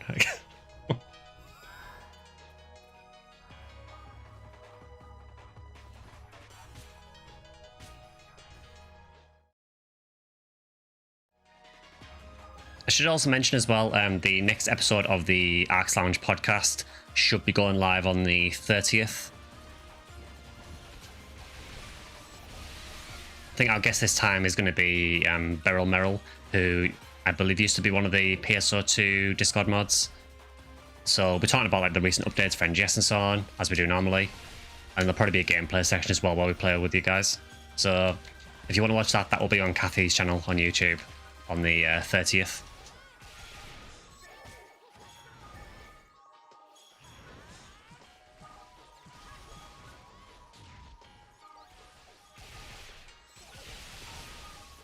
Yeah, I mean, I'm not sure what people's thoughts are on the podcast, really, because obviously, because it's on Kathy's channel, I don't really see a lot of the comments unless I go back and check it myself.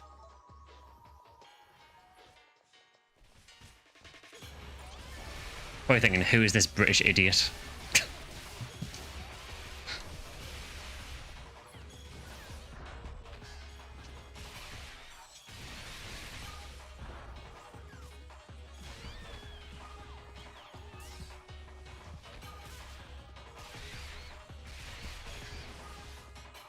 It is funny that they made the Jaguars wear the little Santa hats.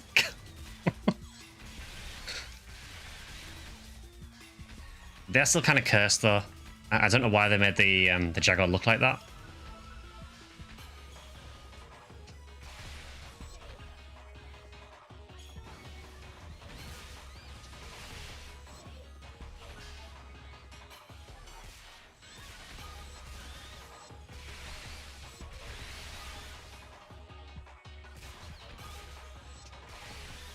I'm not much of a podcast person, so I doubt I have anything valuable to add regarding it. I mean, to be fair as well, it is very sort of PSO2 focused, I would say. That's obviously mainly because Kathy is more of a like NGS and PSO2 content creator.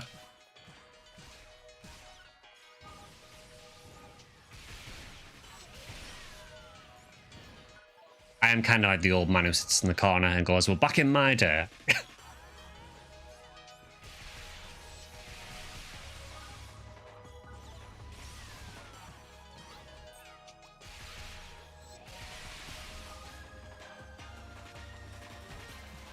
It's funny with these Christmas rappies that on PSO you go looking for them in Temple and you take forever to find one.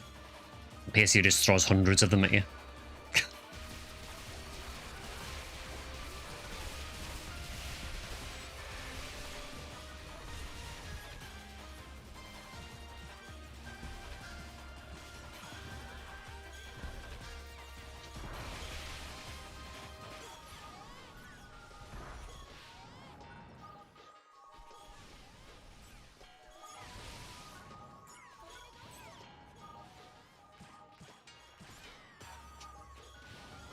It is pretty much just a never-ending tide of these rappies.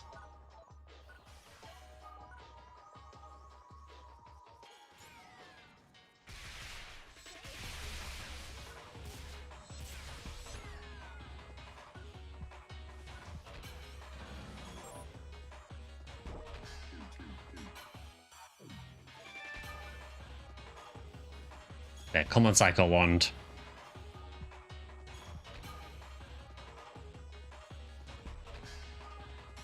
Apparently not.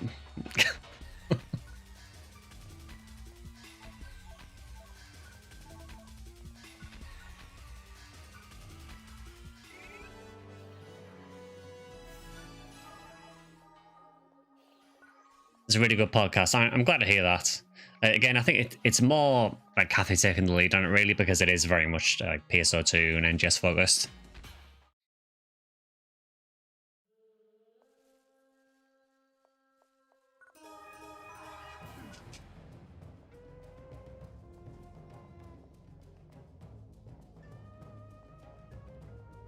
One day I'll get P1s on PSC or PS0. Yeah, man, I don't know how rare it is on PSU, honestly. I would assume rare.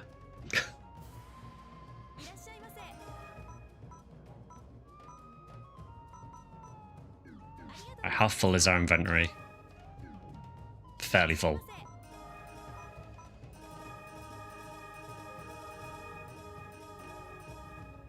Right, I'll keep the call with me.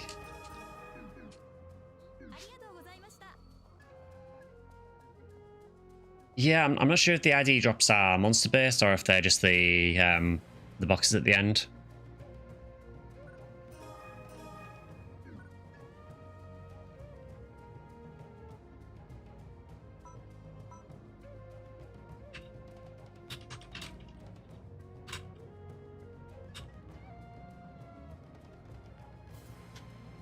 Just let people know I'm going to run the other one instead, just in case they don't want to do it. PSO experience, no inventory space. Yep, pretty much. Yeah, the PSO experience on Affinia is make extra characters just so you have extra banks to put stuff in.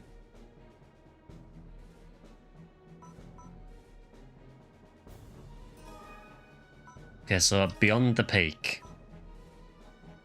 Work with other guardians to clear multiple areas of enemies before the time expires.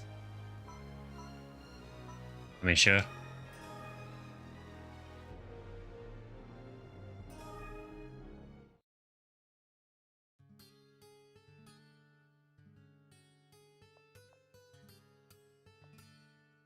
I mean, we'll try it. We'll see what it's like.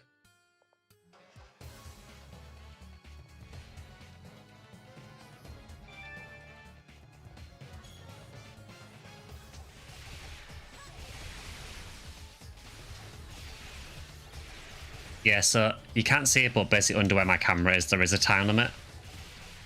I like how someone's left because they just realised it's a different quest, despite the fact I told them I was changing quest. I mean, they could have disconnected, but...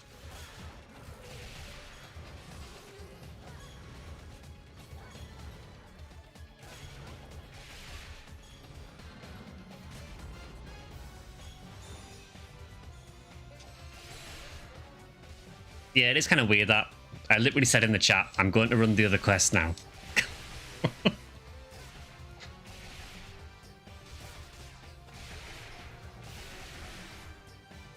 I mean, to be fair, that's never changed. Even in NGS now, particularly on the urgent quest, quite often you'll get it at the start where the quest will start and then like 3 people will just disappear.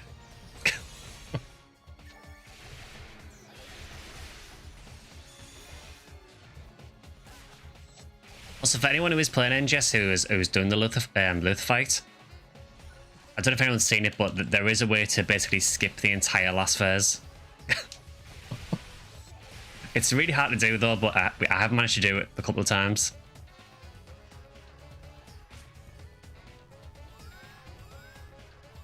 So if you don't want to do the final phase, you know, where you can't hurt him, you can skip the entire phase. Basically, all you do, if you want to know how to do it, is just fight him as normally, but don't break his beak. Keep the beak so it's not broken. Wait until he's on, I want to say it's about 5% HP or so. And then I would say just above 5% HP, break his beak then, which will force him to fall down. And then kill him before he gets back up. And if you can kill him before he gets back up, he won't trigger his final phase. So you skip literally about 5 minutes of the fight. But it is very hard to do because it's really hard to not break the beak early, particularly in a public game. Do I have a Discord? I do have a Discord, so in the YouTube video description there might be a link to it.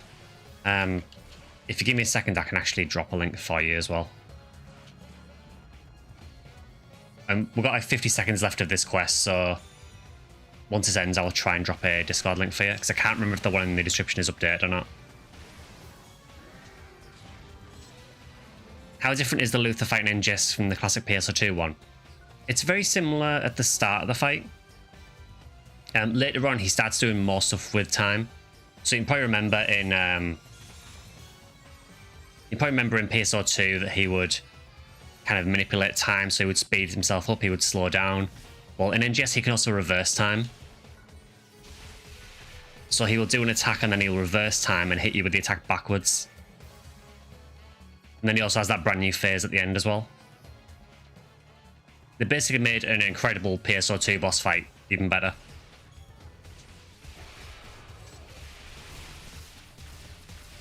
I know we're all for slating NGS sometimes, but I feel that when it does something right, we should respect that. Okay, well that didn't last long. Cool. We did it.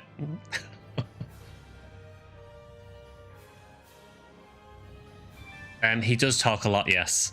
It's the same voice lines. Wow, rank C. Oof. To be fair, someone dropped out. I'm going to blame it entirely on them. Yeah, so the voice, he basically... what's down here? So for the English voice, they basically reused the Japanese... they reused the old English voice lines because, for anyone who doesn't know, the voice actor for Luther in the English version died a few years ago. So they must have got permission to reuse the voice lines again. The Japanese voice actor, I don't know if it's the same voice lines or if it's re-recorded, but to me it sounds very similar.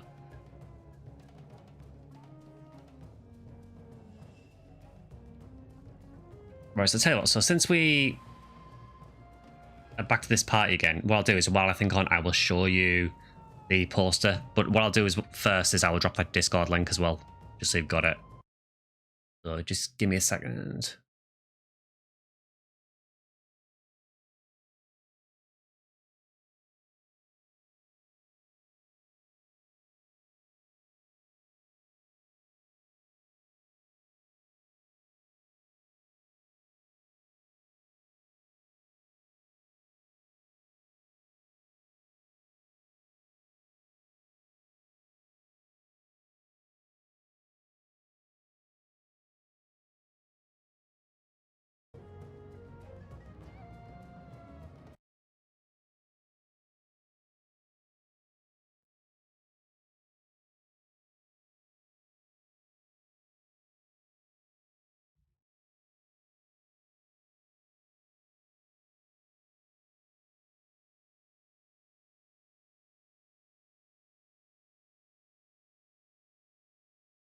Sorry about this, Discord is being a bit weird.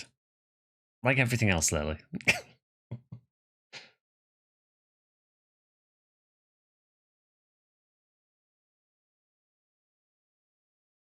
Right, this should work, hopefully.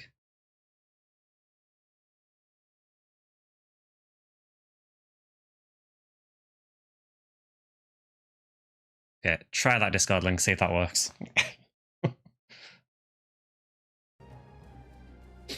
Can you check Discord screenshots? Is that normal? But let's have a look.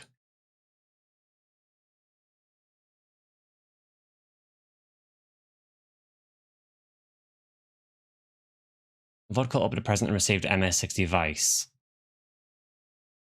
Is that what you mean by... Is that normal? I would assume that... Yeah, so if it's a banner for MS60 Vice, it's probably one with really high hit. But it doesn't tell you the hit for present items for some reason. Oh, that worked. Oh, cool. Yeah, what I'll do then is, since we're just here, I will show you the poster from Limited Run. Again, if you can get the Limited Run stuff outside of buying it from them, go for it, but I wouldn't recommend getting some parts of it because it was kind of low quality, some of it. But yeah, I'll show you the poster since I haven't showed that yet.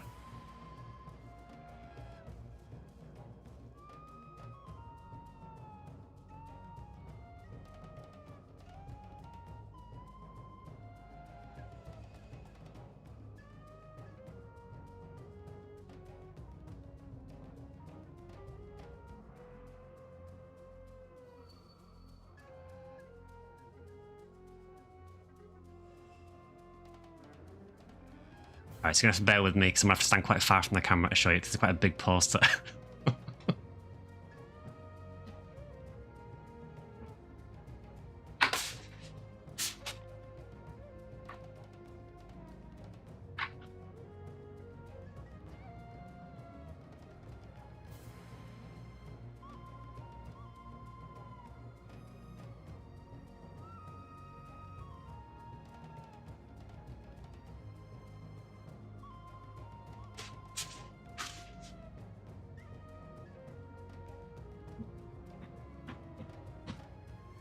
Yeah, that is one of the few decent parts of the Limited Run order.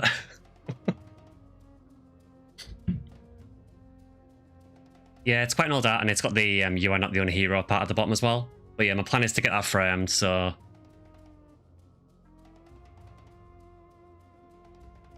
Yeah, I'm quite happy with the poster overall, and the section ID badges, I did show those before as well. I can show those again if anyone hasn't seen them. The section ID badges were quite nice. The acrylic stands were really disappointing. Again, do you know what? I'm going to show you because I know there's probably some people in chat didn't see it before.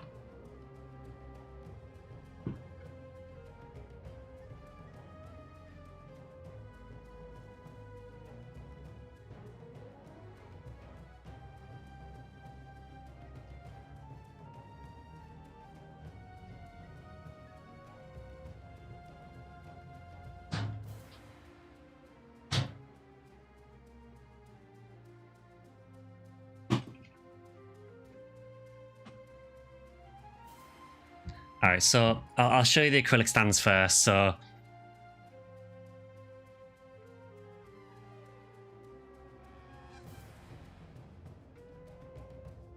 it might be quite hard to see as well because the light's going to reflect off them, unfortunately, but I'm trying to get it angled so that the light's not catching it too much, but yeah, so I got the Full New World one.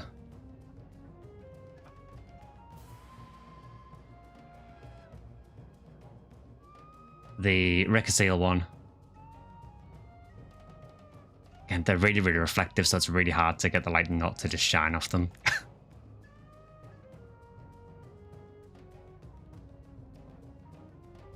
And the Huniwell one, obviously. However, the issue with the acrylic stands is, well, first of all, one of them was broken on arrival, so I had to fix it, which is a good start. Second issue is, for those of you who watched for a little while, you'll know I went to Japan in November and went to the PSO 25th anniversary shop there.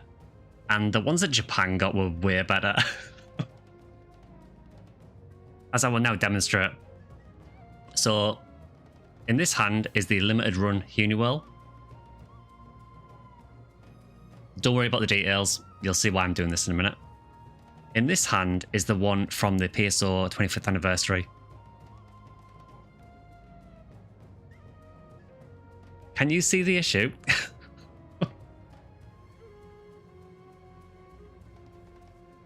They're quite small. Yeah, the best thing about them, honestly, is the base. The base is it's like the Photon Blast glyph.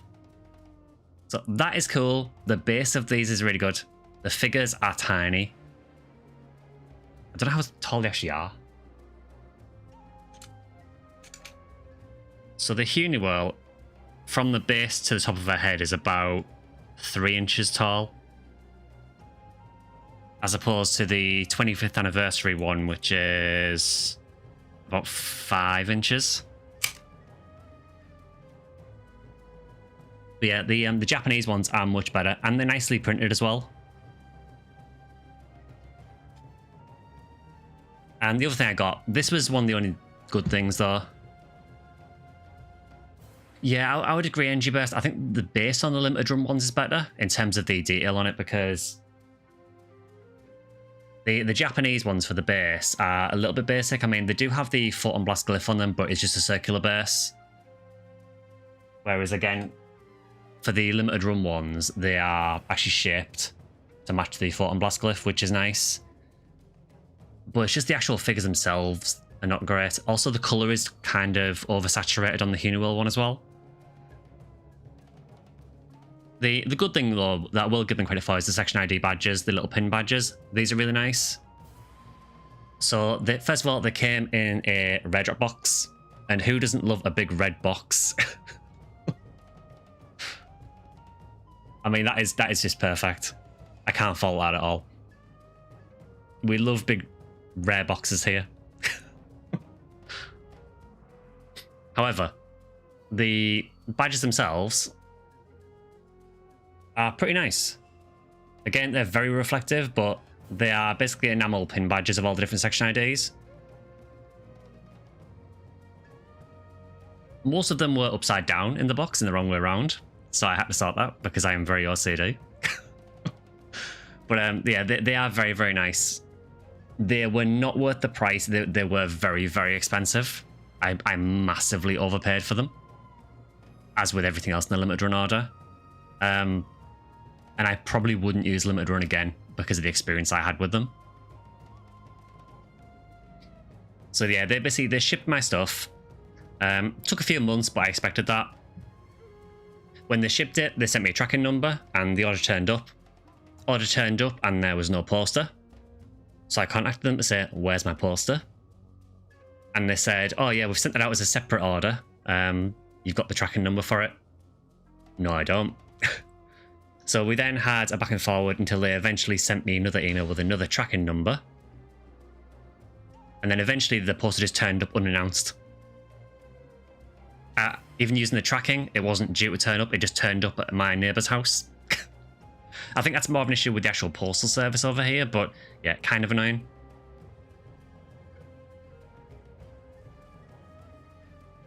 You could put the limited run games one on the Japanese figures, but the issue is that the connections, the base is totally different. So in the limited run ones, I can't really risk taking them off the base because they're very tight fit and they might break. But the limited run ones, basically the entire width of the base has like a slot in it. Whereas the Japanese ones have a very small tab at the bottom. So yeah, I wouldn't risk trying to change them around. Also, I think the tab is thicker on the Japanese one. So you'd have to do a lot of modification to them, I think, which I'm not willing to do. Yeah, I mean, I'm glad I've got the stuff. I'm glad there was some PSO merch, but I just wish they wouldn't use limited run gaming. Because it's really not good.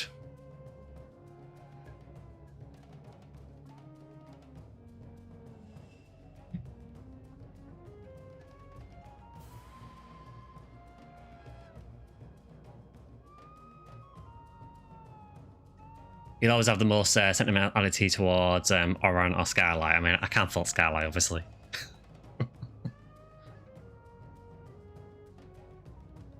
But yeah, I think just for me, it was just the size of the acrylic stands was the most disappointing thing. And the fact that the acrylic stands, they were covered in like a protective film, which is good. But then I took the protective film off and they were still kind of scratched.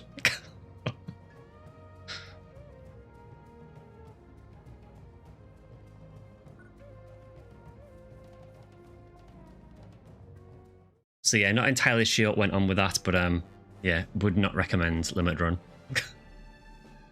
It would be nice if games companies would use other companies instead, you know, ones that actually give a shit.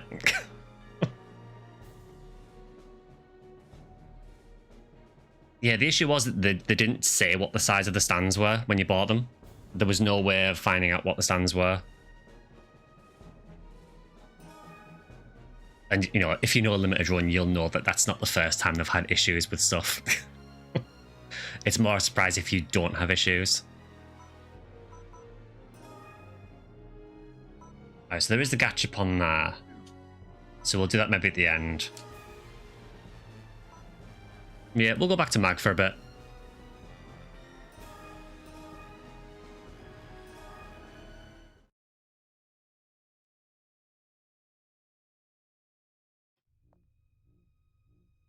Yeah, I would say that the PSO 25th anniversary stuff from Japan was very nice. But again, I appreciate that most people are not going to be able to get that very easily, so... I do have a bone to pick with Sega, though. At the 25th anniversary shops, they had a lot of the Phantasy Star... I'm trying what they're called now. It's Phantasy Star Players Enjoy Club magazines, or P-Spec. Which are basically magazines that are full of, like, they're full of fan art, they're full of interviews, just generally good information about Phantasy Star in general. And they had pretty much all the issues there when I was there. So I picked up every single issue, because, you know, of course I did. Unfortunately, they then did another pop-up store in Akihabara a few weeks later after I'd left Japan and added another book to it. Which I was very put out about. So I now have P-Spec volumes 1 to 6, and then they launched volume 7 at the next store. Yes, I'm slightly bitter about it. I know it was Energy Burst, thanks for dropping by as well. Yeah, and the worst thing is that volume 7 is, a lot of it is about PSO because it's tied to the PSO 25th anniversary.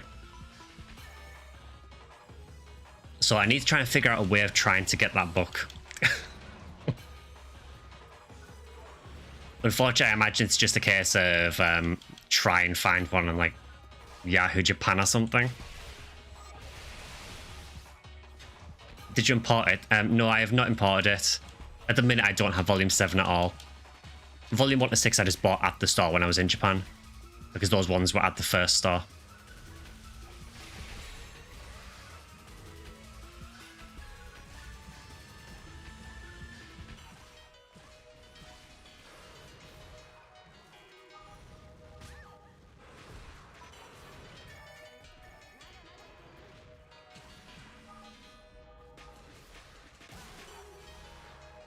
Oh, these guys are super annoying. Like, whenever you stagger them, they do that spinning move.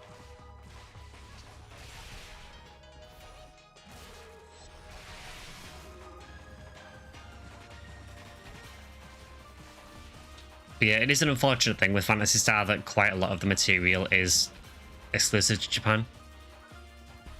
I've got another good Hanyu Plus. Sure. I don't know if they're selling it online, honestly. Unfortunately, with the P-Spec magazines, they tend to mainly only sell them at special events.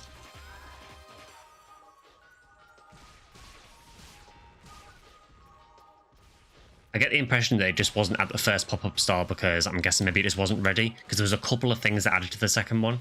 There was the P-Spec Volume 7, and they also added... There was a plushy Rag Rappy, which I was, again, also quite annoyed that wasn't there, because who doesn't want a plushy PSO Rappy? I think there was also an NGS Rappy as well. That I'm less bothered about, but...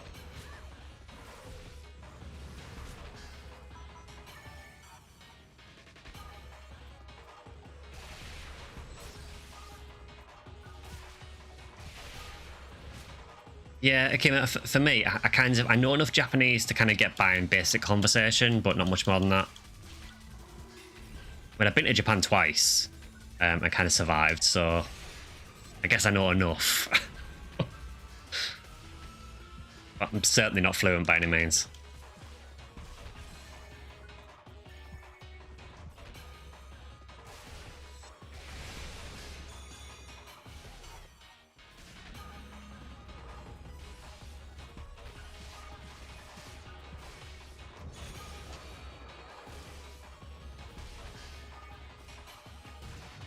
But yeah, it's just one of the irritating things about this franchise is that, unfortunately, if you don't speak Japanese or have a way to translate it, you do just, by default, miss out on a lot of stuff. I mean, hell, you miss out on some of the games if you don't play Japanese ones as well. I cannot watch anime in Japanese, no. I mean, I can if it has English subtitles.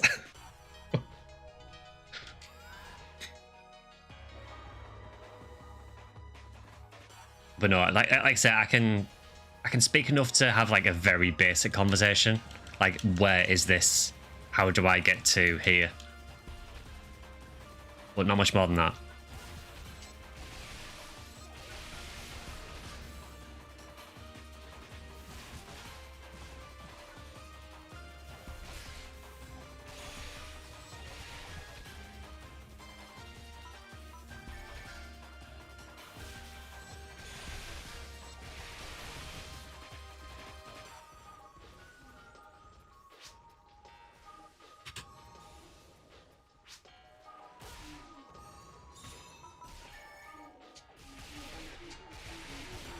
Can I read? I assume you can read Japanese. I can read katakana fine. I can read hiragana fine, and I understand some kanji. But there is a lot of kanji I don't know.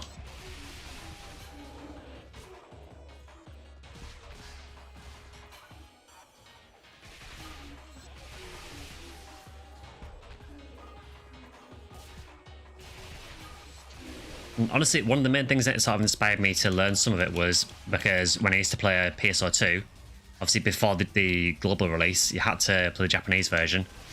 Now, yes, there was people who translated the game gradually, but at launch you were kind of screwed. So it did help knowing katakana and hiragana, because that did help.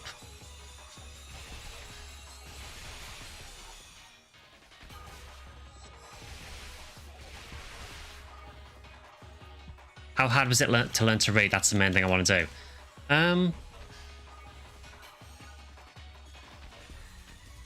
think it depends what you want to read. So if it's just katakana and hiragana, that is honestly really easy to learn. Basically, so for katakana and hiragana, each like symbol is a sound, and you just put the sounds together. That is quite easy. It just takes a little while to get used to and remember the symbols. For kanji, it's kind of a whole new problem really, because kanji is super complicated. You will get to a point eventually where you'll start to recognize certain kanji. But yeah, I think reading kanji is definitely a lot more complicated though.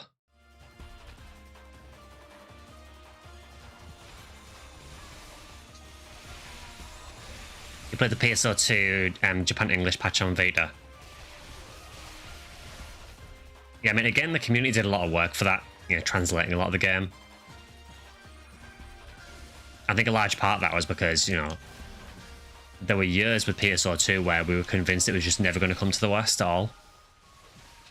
So I think a lot of the translation work was done probably because people just assumed it would never release over here. So we may as well try and translate it into English to make it playable for people.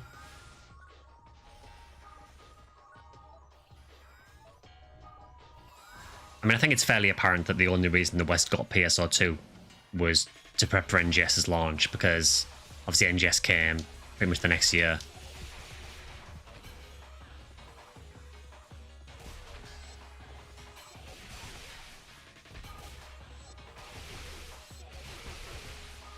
A video game's kanji, or can you get away with not learning it?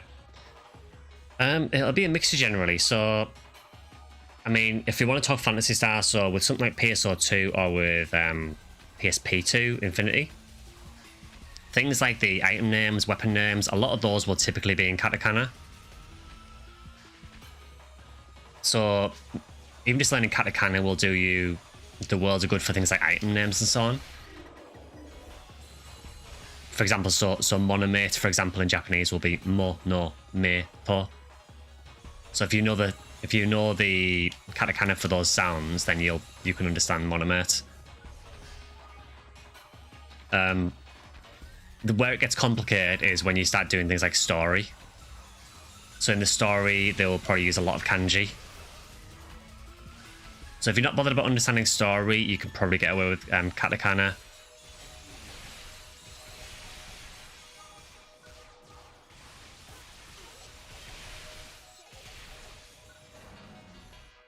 I would say hiragana is worth learning as well if you're interested in the language at all, because hiragana is quite widely used as well.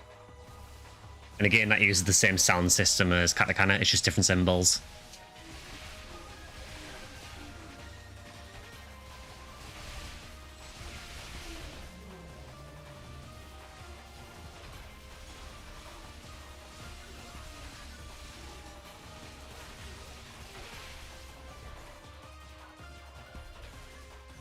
I mean, if you're wanting to learn it as well, I would say, for me, when I first learned it, I did some like evening classes. That helped a lot, just having someone who actually spoke the language. That was a really, really big help. But if you don't want to do that, I would recommend even doing something like, there is an app called, I think it's called Anki. I don't know if it's still around because it's been a while since I've used it. But Anki is basically like a flashcard system. That is really good for trying to remember katakana and hiragana. Is it easy to recognize the difference between katakana and hiragana? Generally, yeah. It's kind of hard to describe, but quite often the katakana symbols will kind of look a bit more angular. Not always, but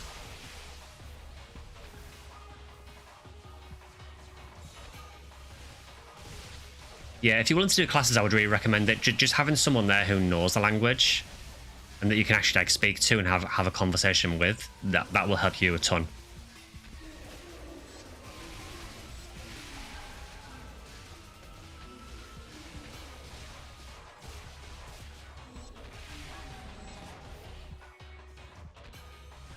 But yeah, I would say that Kanji is definitely one of the big stumbling blocks though with the language.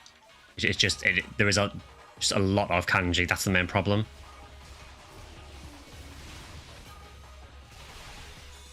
There are literally thousands of kanji. But some of them will be for really obscure things, so you definitely don't need to know all of them.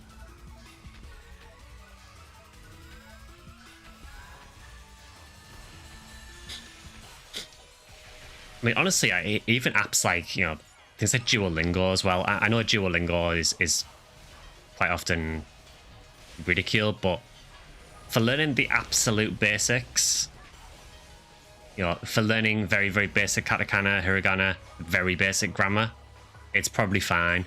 Just don't rely on it too much for more complicated stuff.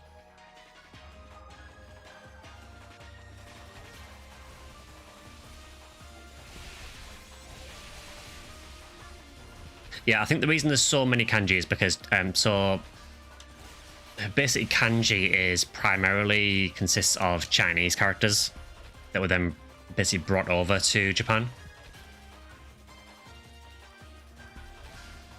Then hiragana is generally just usually more like Japanese concepts, and then katakana is often used for like foreign loan words.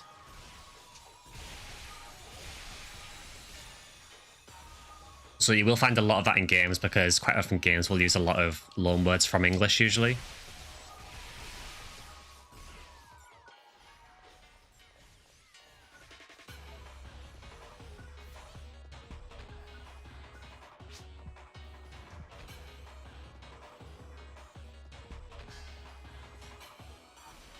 Yeah, I would just say, like, try not to be too intimidated by it. It might seem like a really scary language at first, but once you've done a few lessons on it, you'll quickly realize that there is some like recurring patterns with the language. And you'll get to a point where you can kind of put a sentence together yourself and you'll like have an idea of what goes in what order.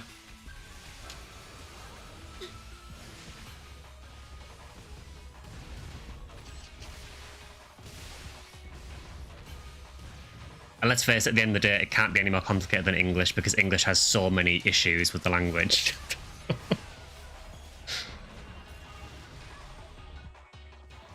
I really feel sorry for anyone where English isn't their first language and they're trying to learn it, because there are so many things in English that just do not make sense.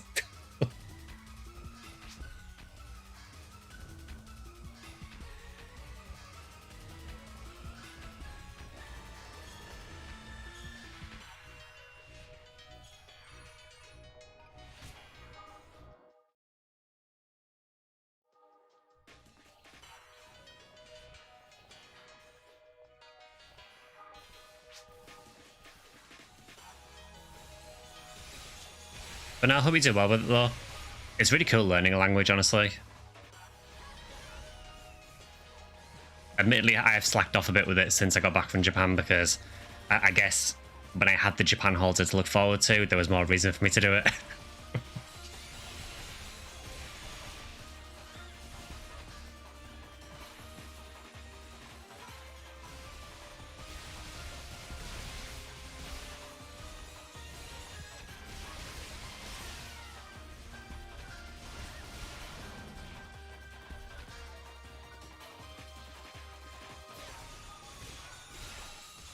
I like how that rappy is so big as it won't fit through the door.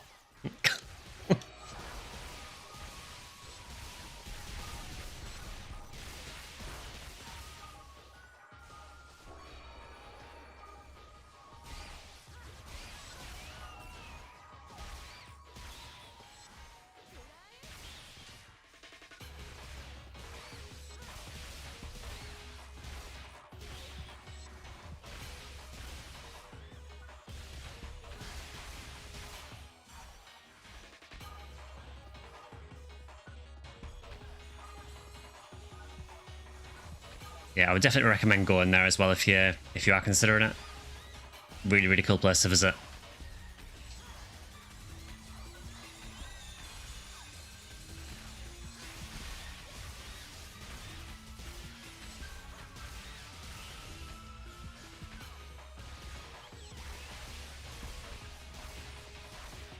I like how one guy's joined now.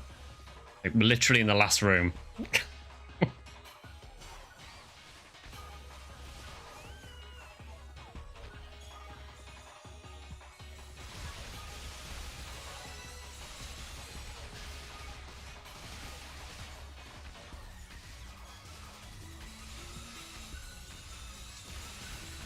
Honestly, I'm having a good time with this quest. It's quite a fun one. I think the PSO Christmas quests are a bit of a mixed bag.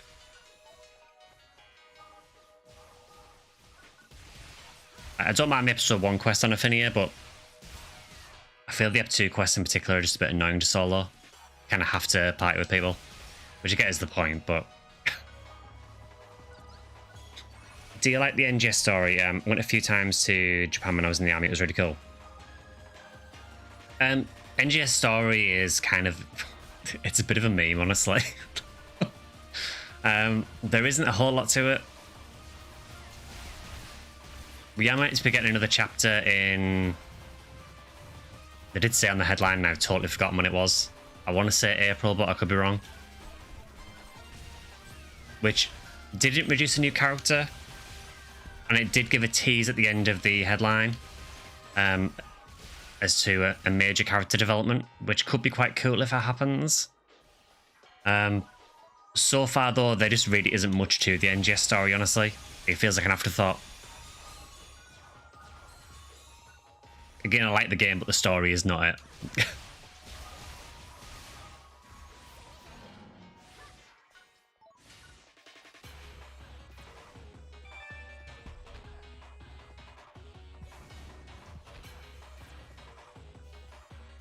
Damn, still no Psycho Wand.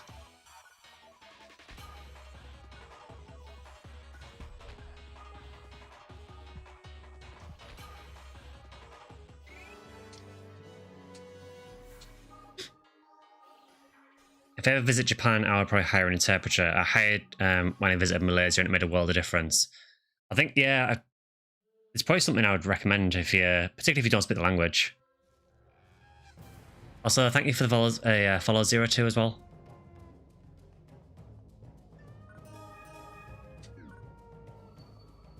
I know there is a thing, particularly in Tokyo, where there is this there is a group that will show you around some of the sites and will interpret for you, and it's basically free, but it's basically implied that basically you buy them dinner. So you buy them a lunch, more or less, and they'll show you around. I can't remember what the organization's called now, but yeah, I know they're based in Tokyo.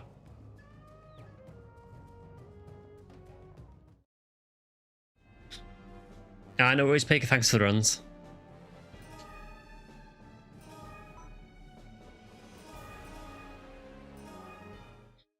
Awesome, man, I'm full of cold today, so apologies if I'm sniffing it on.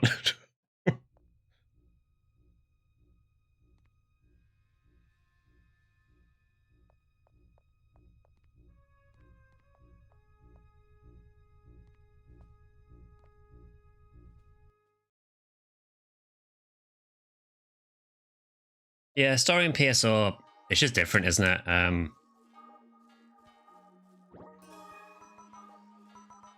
Let's see.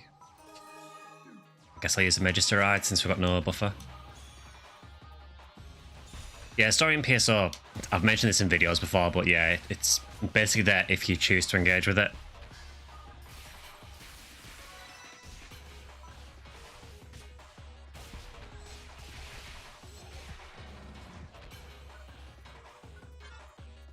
Yeah, the NGS story, honestly, there's just not really much to it. We got introduced to a new Dark Falls, which appeared. We defeated it extremely quickly, and now there's kind of nothing going on with the story again.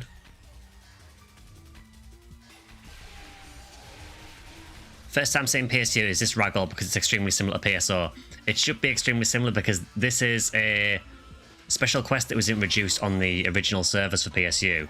It was maximum attack back on the original servers, and it uses the PSO maps along with the very cursed PSU boomers. But yeah, this is meant to be the forest from PSO.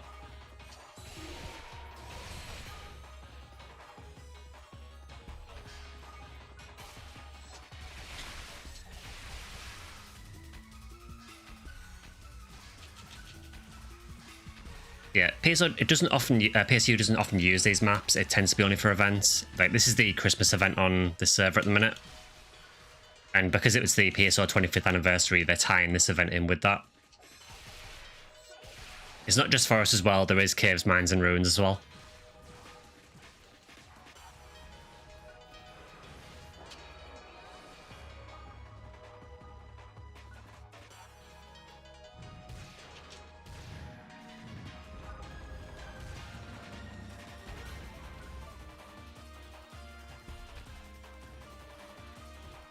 Well, hopefully some more people join.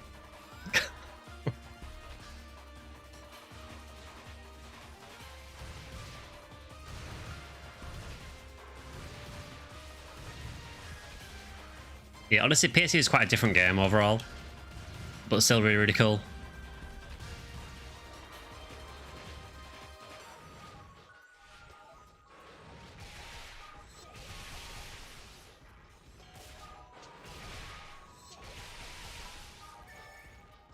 I just think the existence of PSO at the time kind of screwed PSU over.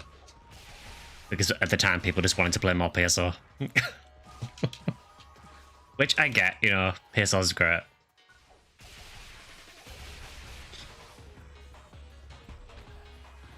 Yeah, PSU was actually surprisingly story-focused. It was for better and for worse, I think, because I know for the episode 1 story for PSU, it did force you to play as Ethan, who is probably the least likable protagonist of any Phantasy Star game.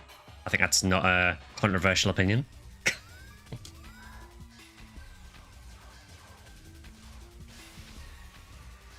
This is PSU, but also PSO.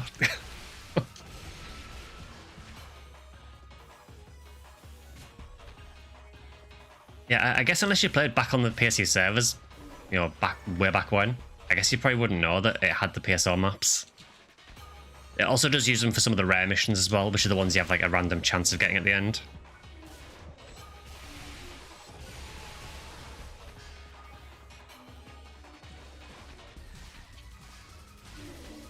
Then PS2 Classic right now, and it seems pretty story focused. PS2 Classic is also up there for story in terms of the focus on it.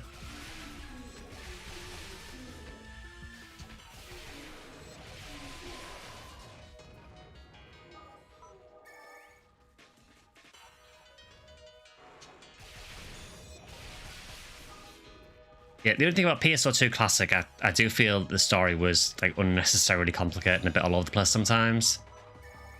And it had there was a few issues with the story as well for me where, you know, if you're watching an anime or a series or something and you get a filler arc that you're really not interested in, but you kind of need to watch it in case something happens. I kind of felt like that happened a bit in PS2 Classic as well. Occasionally you just get part of the story where you were like, do I really need to play this?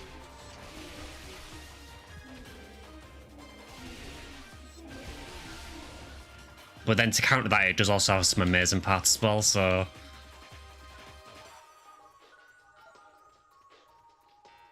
Yeah, that's at 8, but yeah, they're all basically meant to be like VR missions. They're also used in Phantasy Star Portable 2 as well.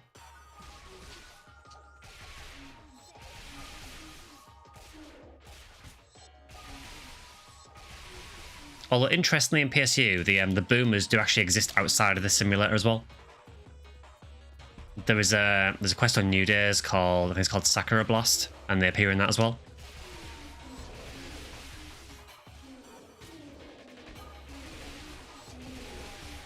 Episode 4 and 5 sound like filler. Well, thank God we got another person.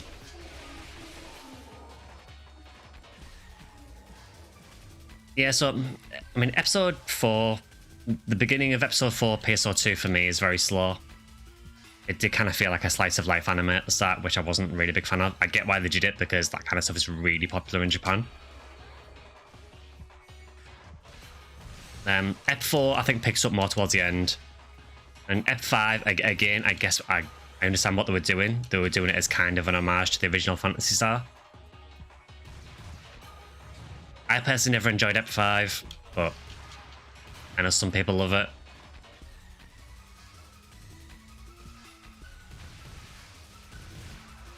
PS2 animes are really good as well. I think episode Oracle is okay. I wasn't a big fan of PS2 the animation, which is the one where it was like, hey, we're all trapped in the game. PS2 is real. I really didn't like that one.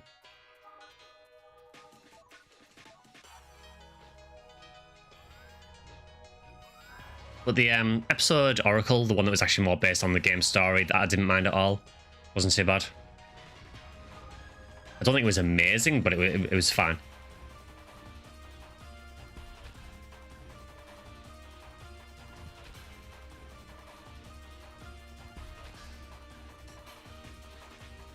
PS2 the animation felt too much like a false ads video.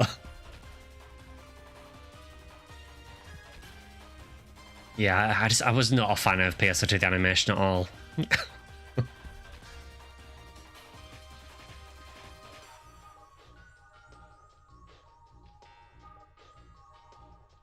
I mean, hey, if anything, I guess it got more eyes on the game.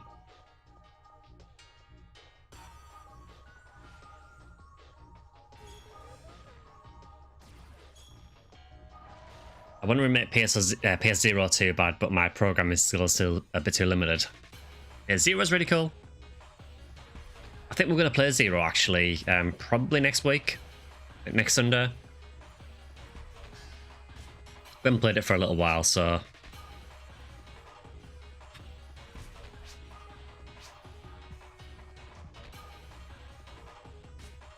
Yeah, Zero feels very underappreciated. I didn't get to play it back in the day, but I got introduced to it fairly recently, and it's very good.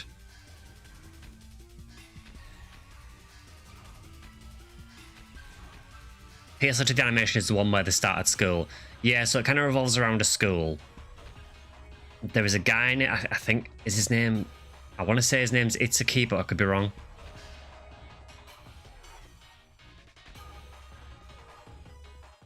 And basically it turns out that they all play PSO2, and then PSO2 ends up actually becoming real, and it's very weird.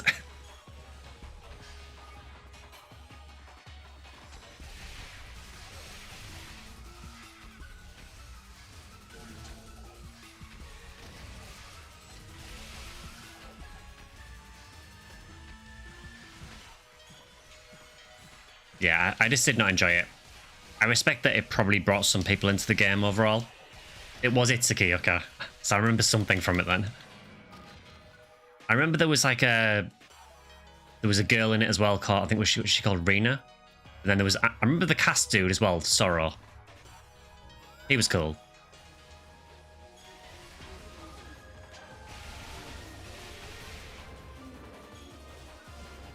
I don't remember a whole lot else about it. I watched it. I think Oracle was much better just because it was much more closely based on the actual game.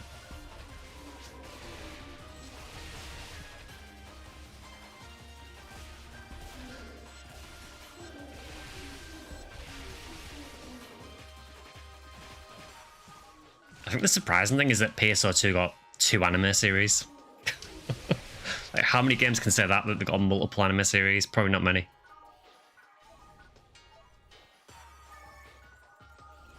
Been reading again and again that episode 4 is bad. I don't necessarily think it's bad. I think the beginning of episode 4 I don't like. I think it starts very, very slowly. And yeah, I wasn't a huge fan of the setting for episode 4. But the later stage of episode 4 I think are pretty good. Particularly some of the boss fights that we got from it. Yeah, I think the Escafalt's mother fight, the urgent quest that we got, I think that's a really cool fight.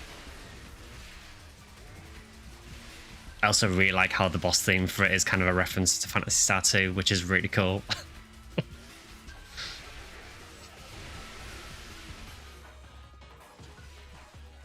But yeah, it just started very, very slowly at 4. It kind of started just as... It did just feel like a school slice of life anime at the start.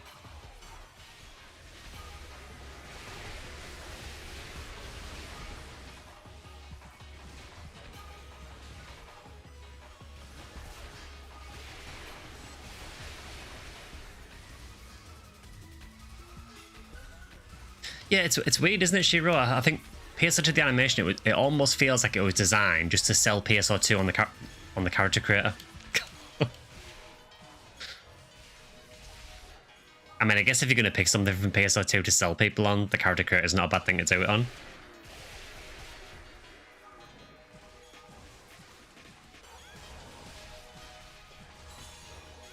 Actually, speaking of games that are getting anime, I did see something, I don't know how true it is, but I did see something recently that apparently Final Fantasy IX is getting an animation, but it's going to be aimed at kids. Which seems like a very, very weird choice, if it's true. Because surely anyone who played Final Fantasy IX back in the day is not a kid now. Again, I don't know if it's actually true. I've seen it on a few sites, but it's an interesting decision if that's the case.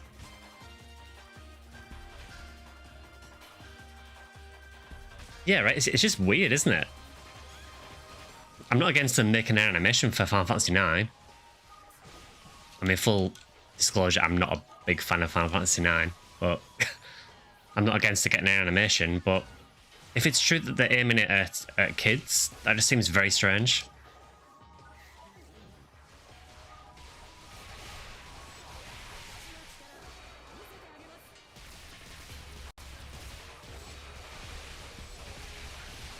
Yeah, I mean, if it was done in like a chibi style, I mean, that's kind of like the game, isn't it? So that'll be fine. But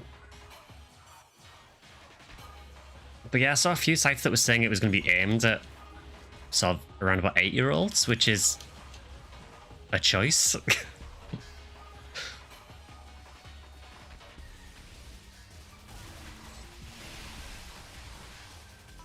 And it'd be cool to see Final Fantasy IX get something, because I think, is it 25th anniversary for Final Fantasy IX as well? I'm sure that's this year as well.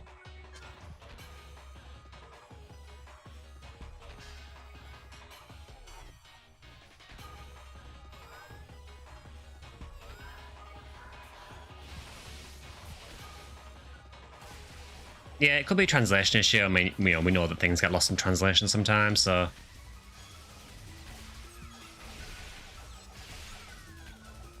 Oh, you got a PD, Nemo. I'm going to assume from a Dell server.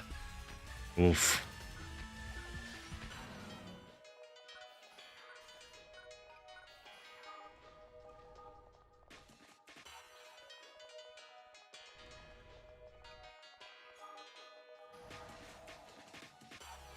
Yeah, I do not envy you hunting that on PSR.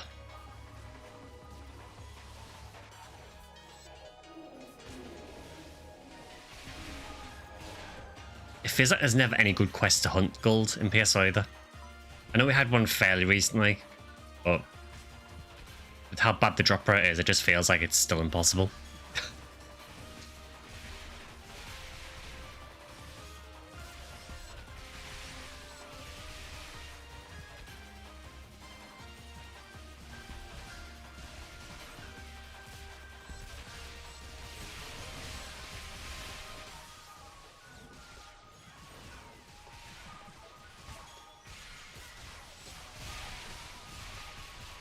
Is your save file offline and online on Blueburst like it was in GameCube? No. So on Blueburst, they made the decision to make it online only. There is a single player mode in the game. So basically, when you make a game at the counter, you can select one person mode. And if you do that, it will scale down the stats of the monsters to match the offline stats from the older games, from GameCube. But there is no playing offline on Blueburst, it is online only. That's why the private servers have been such a godsend for it, because obviously when the official servers went down, everyone lost their characters. I think they did it. I'm pretty sure they did it to try and combat hacking a little bit. Because obviously on GameCube and the games before it, hacking was absolutely rife. So I guess it was to try and combat that. But it did have the unfortunate side effect of meaning that when the servers went down, you lost everything.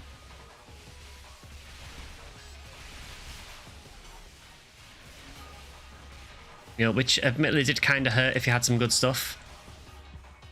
You know, I had level 200 Uniworld with a legit Sango and Yasha. That hurt.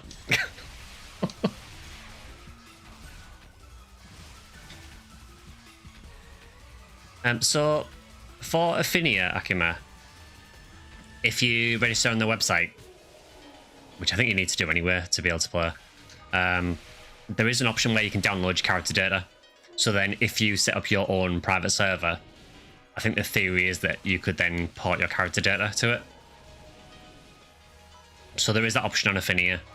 They've always said that they feel that you should always have access to your character data.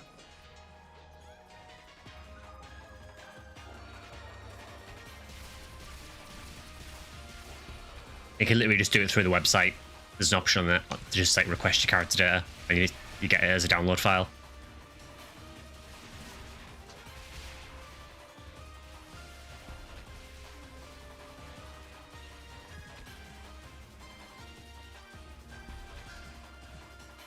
They do on Affinia. I did it a few weeks ago because I hadn't backed mine up for a while. So the issue is setting up your own private server, though. That's more difficult now. I wouldn't know where to start with that.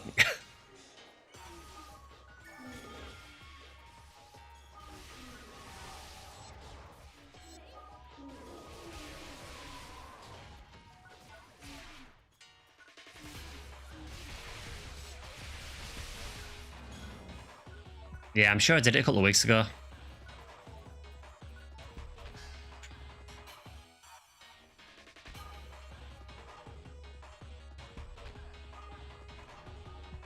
Did we run the wrong way? We did. I'm glad I wasn't the only one.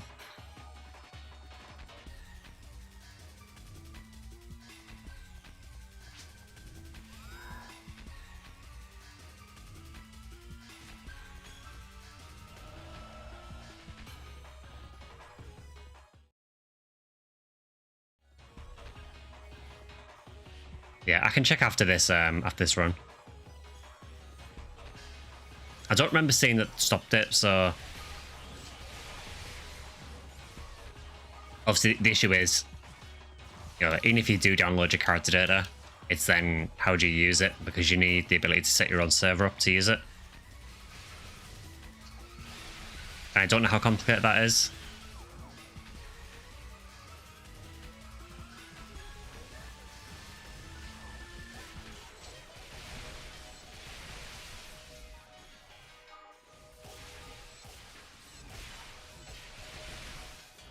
I love how comically oversized that fire attack is with the huge meteors. How's the PSU 1 to 200 grind compared to PSO? So for reference, the grind on this server feels quite a lot different to how official was. On this server, which realistically is the only way you're going to really play PSU now, it's pretty quick to level until you get to about 190. And then 190 to 200 is a massive grind.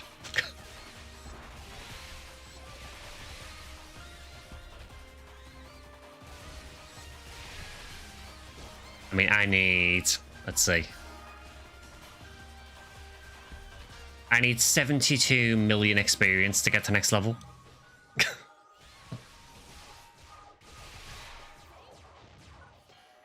Yeah, you'll tend to find that a lot of people will be at 190 plus because the server almost feels designed to help you get to 190 very quickly.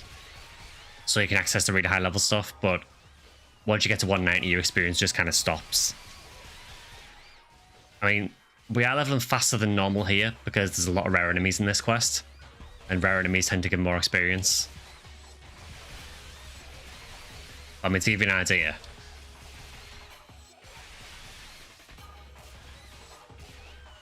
So that Jaguar gave me 37,500 and I need 72 million.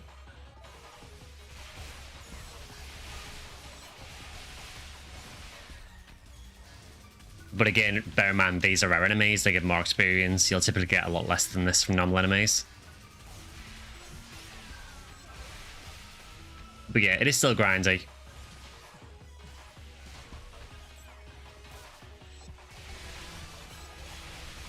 Speaking of which, someone just leveled.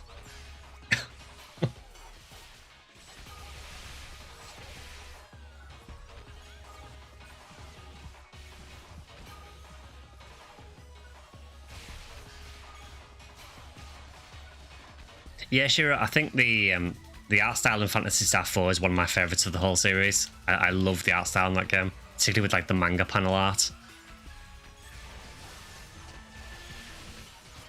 Christmas event. I mean, this is the Clementine Christmas event, but it's also a PSO 25th anniversary event, which is why it doesn't feel particularly Christmassy. It feels pretty good. It's a lot of experience. There's some good drops in it. There's a lot of really cool PSO drops that just haven't dropped yet. But yeah, I really like it.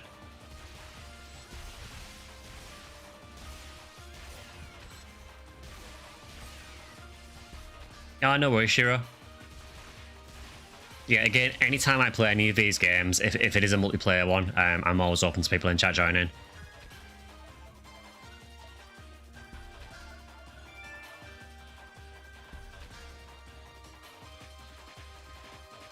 Damn, it's almost like Psycho 1's rare.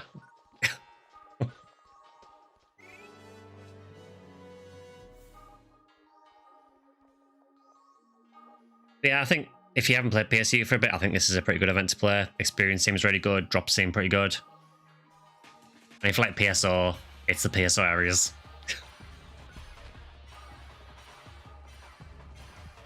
That dude's got Sango and Yasha.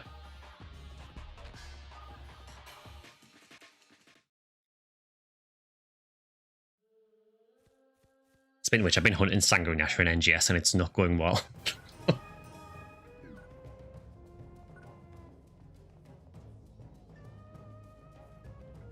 Still haven't figured out how to run Clementine on a phone. It did run once, an update broke it, now it never runs again. Oof.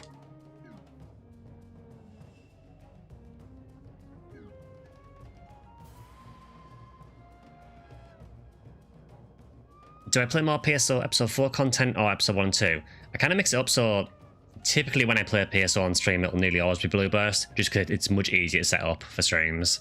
And it's where I've got most of my progress.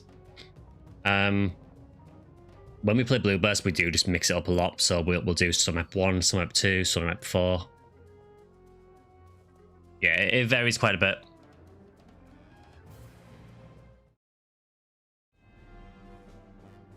I mean, I have backed up my GameCube characters to, to my PC.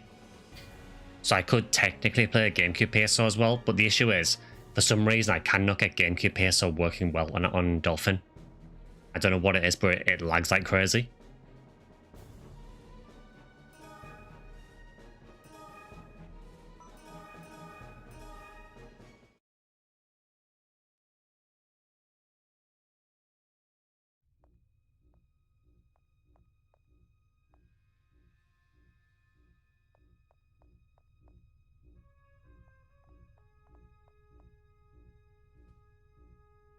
I like how it looks like I've just got no weapon.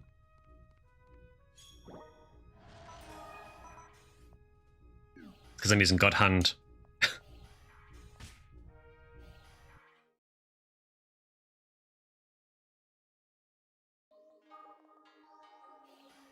Playing GameCube, used to use Dolphin, sound familiar. I'm not sure what it is, it just feels like there's a lot of slowdown, which is odd because my PC is really good.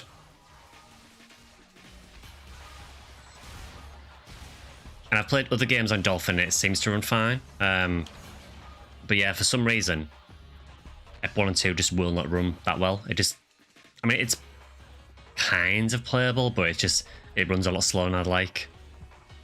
F3 runs fine though. It's very weird.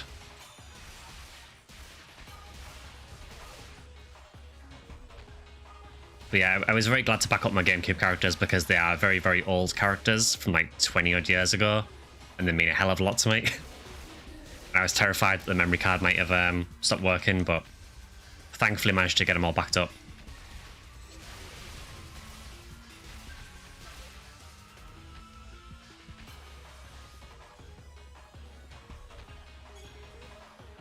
Oh, it's not internet lag. I mean actual like graphical slowdown. Like it will literally feel like I'm playing in slow motion. I haven't even tried the online yet.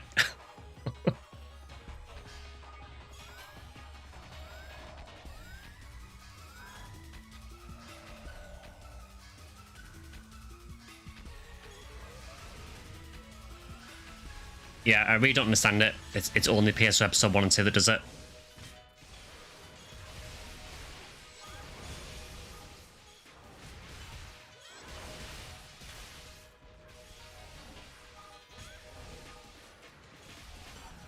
I mean, I know I could play it on the actual GameCube, but I'd have to get like a HDMI setup and everything for it, which I don't have yet, so...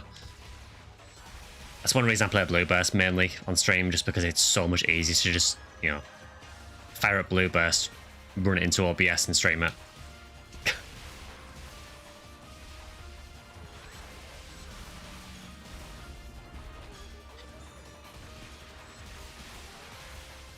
I want to say, I can't remember for sure, I think it's the normal version, but I could be wrong. I'd have to check, honestly.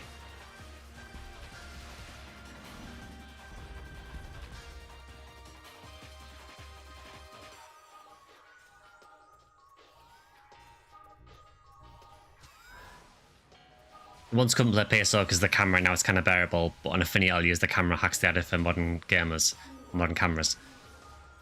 Yeah, I think for me, I don't use the camera setting on Affinity because I'm so used to how PSO's camera works anyway, it feels natural to me, but I know it is a very dated camera system. Because I've played PSO for like 20 odd years, I'm just used to it.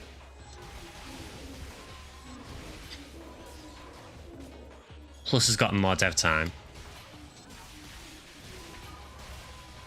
Yeah, I guess I could look and see if I'm using Plus. Never got to actually play Plus because it never actually released over here.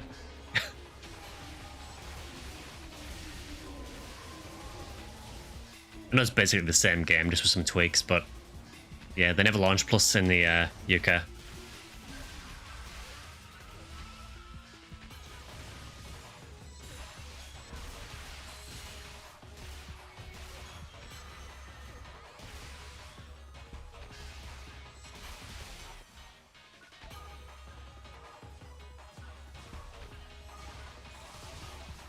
Again, it's still weird that we never got Plus in the UK.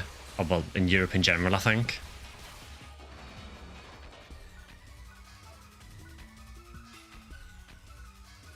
Yeah, I think I did the save conversion on EP3 because I think for EP3, I think there was only a DOL for the NTSC version, I think it was. So I had to use that. And to get my file working, I had to convert it, so...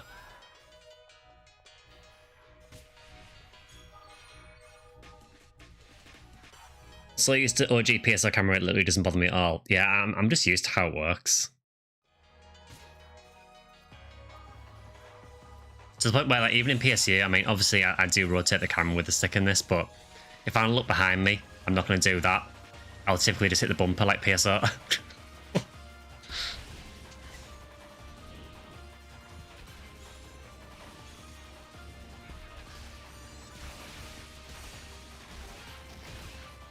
Yeah, you just get used to it.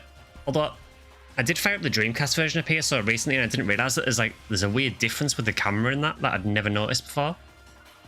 So in pretty much every other version of PSO, if you turn to face the camera like that and leave it for a bit, the camera will just stay there. But in Dreamcast, after a while, the camera will just naturally rotate back around to your back.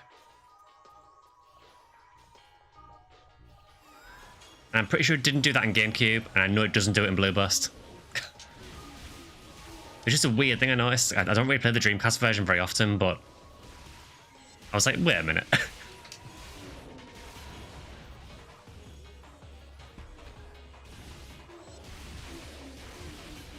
Yeah, I didn't think it did on GameCube.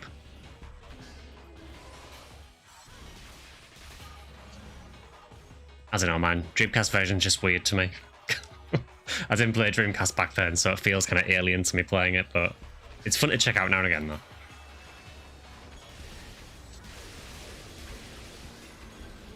Yeah, I suppose it is the OG, we need to respect it.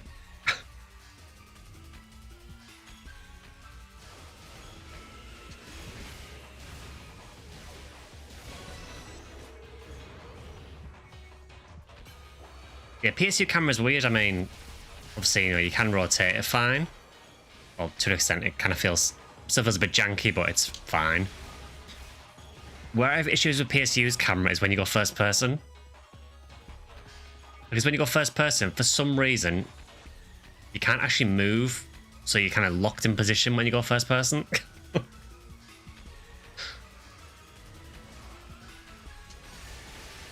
I guess I hadn't thought about how to make it so you could still walk around while in first person.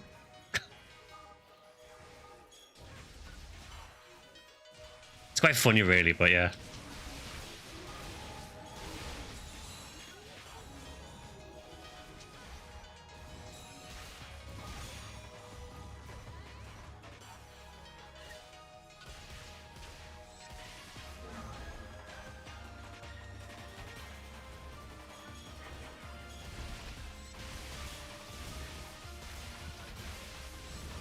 I mean, to be fair, I still have some issues with the camera in the later games. I think with NGS, my main issue with the camera is trying to lock onto things.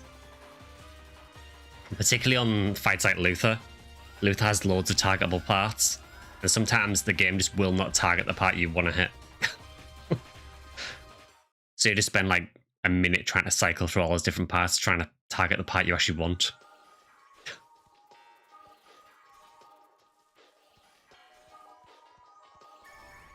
Maybe that's just a skill issue, I don't know.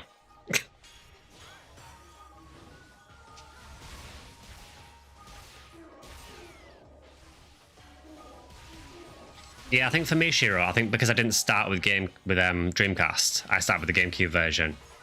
Whenever I go back and try... either Dreamcast version 1 or version 2, they do feel very archaic, even in comparison to GameCube.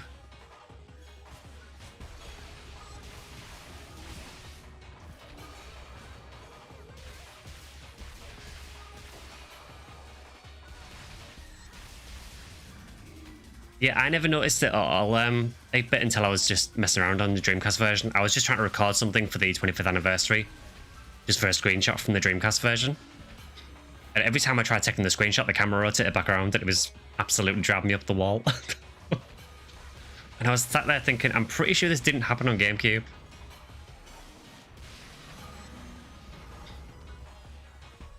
I'm so glad to hear I'm not losing my mind.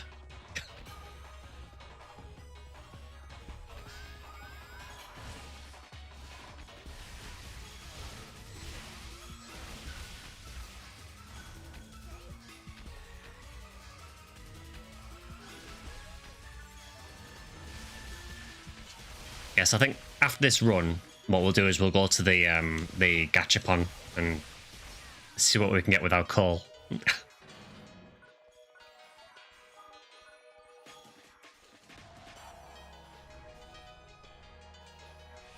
Yeah, the other issue I have with Dreamcast version 1 as well whenever I try playing it is the fact there's no quick menu. That really screws me over because I rely on the quick menu so much in the later versions.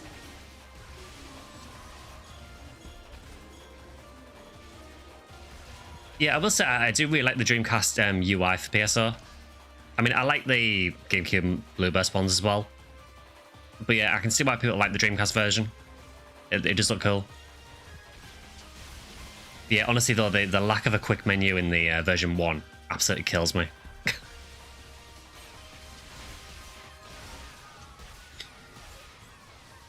I'm just so used to like bringing the quick menu up and quickly switching to a different weapon.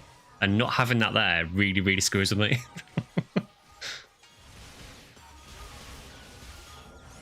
I want to say, I think it was added in version 2. I could be wrong. Yeah, I think it was added in version 2.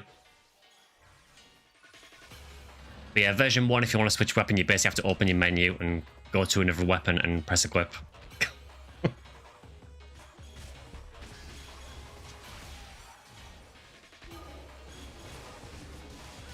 I mean, to be honest, there really isn't that much reason to play version 1, I don't feel. I kind of feel like version 2 is just a better version. I guess if you want to play the absolute OG PSO and see where it came from, but apart from that, I don't honestly see much reason to play version 1. I mean, version 1 doesn't even have Ultimate.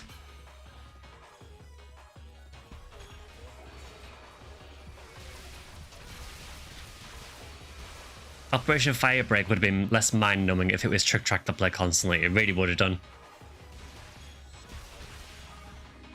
I mean, the song that played in Firebreak, I don't mind it in small doses, like for a couple of minutes, but not for the entire event.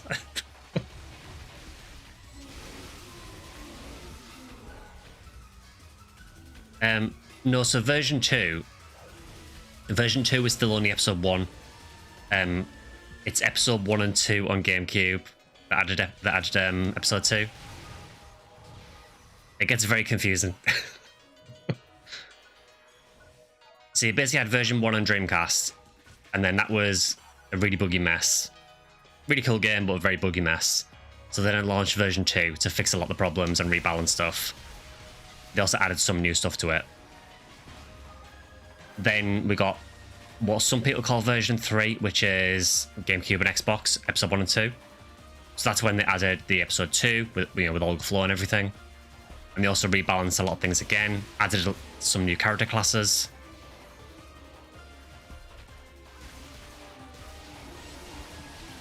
And then if you want to go by the versions thing, then I guess Blueburst would be version 4. Is it just me, or is this mission you run have so many tanky mobs? There is a lot of tanky mobs. I mean, they are level 200. High level mobs in PSU do have a lot of health.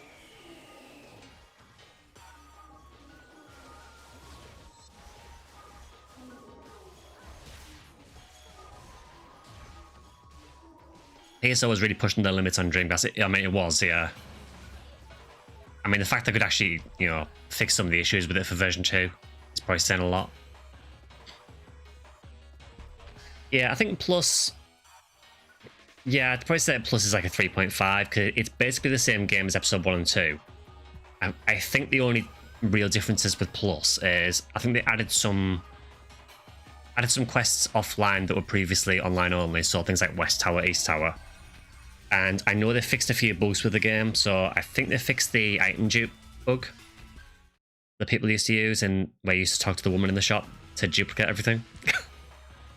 I want to say they fixed that in Plus.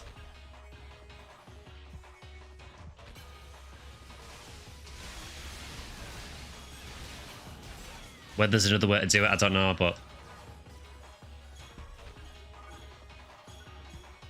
Yeah, I didn't realise that, Shiro, until I recorded the 25th anniversary video. That basically PSO launched and then a couple of months later the Dreamcast got discontinued. For some reason, I don't know why, but for some reason I thought PSO launched a lot earlier than it did in the Dreamcast life. I always forget the Dreamcast actually launched in like the late 90s.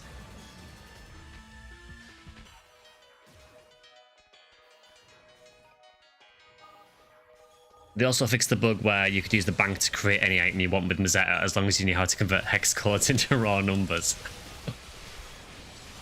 I mean, it is kind of hilarious how broken some of the versions of PSO are.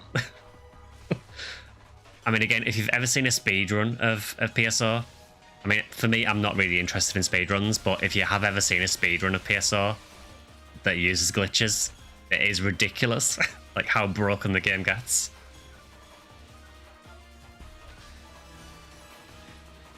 Nope, someone leveled, not me.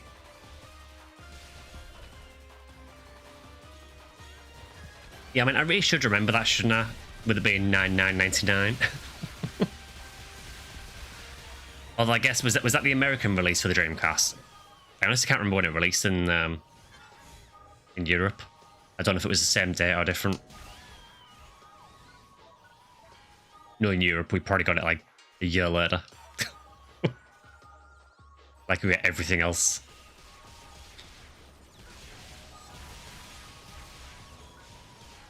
You still need to pick up a physical copy of PSO Episode 1 and 2 Plus on GameCube. Good luck with that. Yeah. Like Akima is saying, it is extremely expensive for Plus now.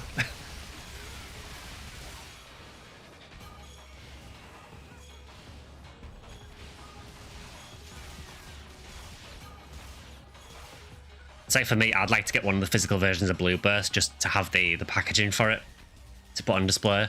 But again, those tend to be extremely expensive, but I think Plus is even more expensive.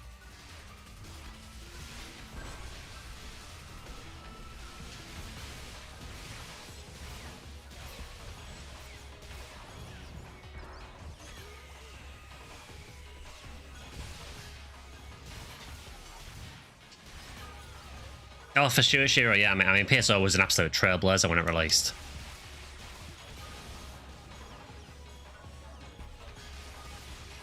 That's why it kind of amazes me that we got so little for the 25th anniversary, really. Oh, what's that? Holy Knight Arrow U+, I mean, sure.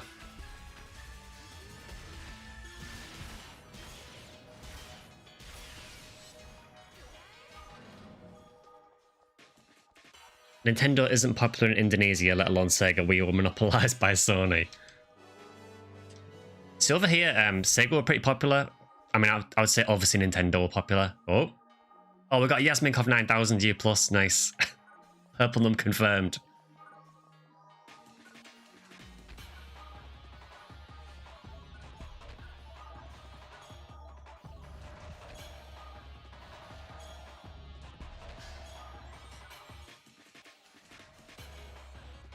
Cheapest I've seen Plus was $120 USD for a broken Plus disc. Yep, that sounds about right.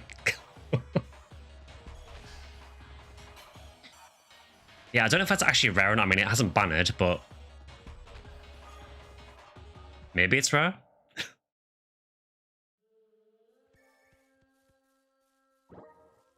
Yeah, let's see.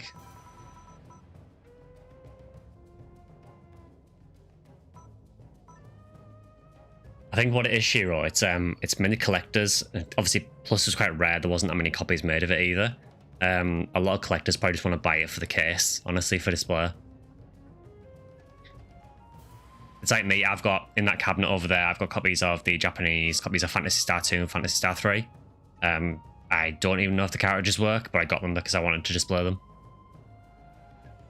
Yeah, Plus wasn't really ran in very big numbers at all. Again, it was only released in America, maybe in Japan as well. I would assume probably in Japan as well. But I know Europe definitely never got it.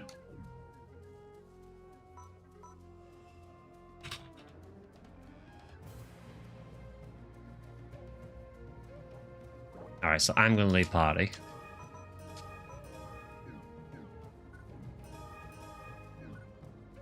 So, what we'll do now is let's go and check the gacha. Yeah, I would have been surprised if it didn't have a Japanese release. I do wonder why they skipped Europe. Maybe episode 1 and 2 didn't sell well enough. Which I'd be surprised at, but...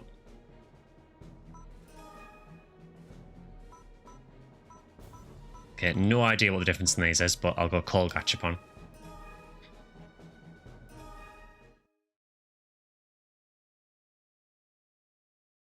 Yeah, I kind of do the same, mate, but I just sort of scour the auction sites and just try and find any games I haven't got.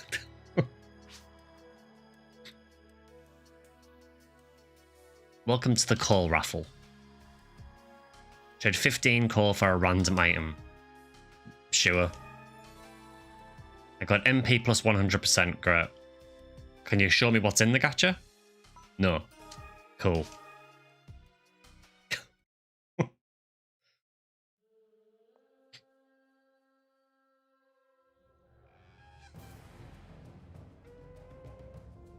The one to get that's rare in the is the PSO Complete pack that was released only in Japan as a special cardboard slipcover. I think I've seen that. Is that the one where it was episode 1 and 2 and episode 3 in the same package?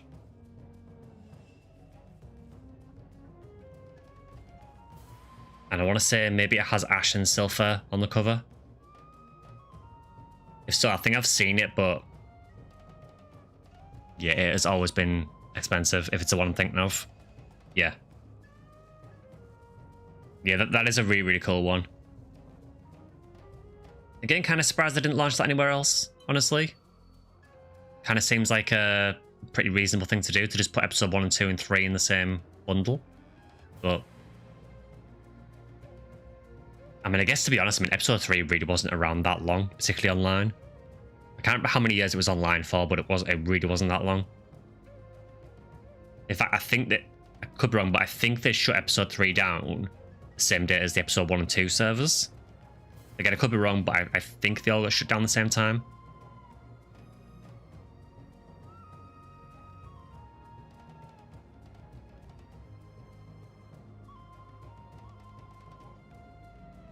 Oh, you've got the PSR Trilogy release, nice.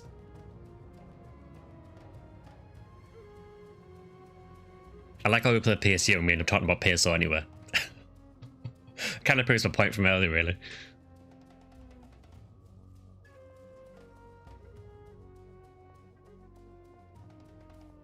I will say I've had at least 7 PDs now in 3 LBA runs. I'm so sorry.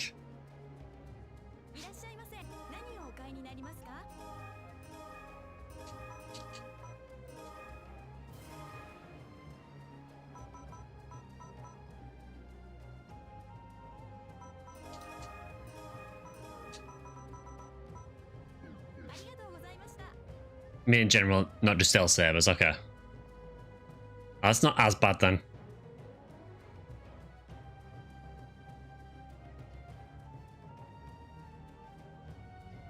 I also had an idea to make a mini PC with a 3D printed carriage. Be cool, nice to have with current SSD prices. Yeah, the issue is like, trying to make a PC at the minute in general is just nightmare fuel. Yeah, would not recommend.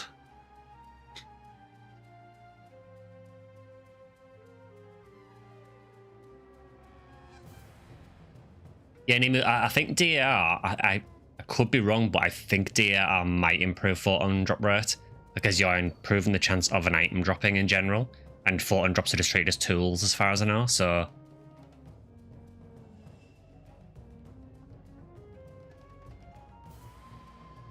Nice thing about PS2 vs 360 was that PS2 got a dedicated Ambition of the Illuminous release. Give me a second.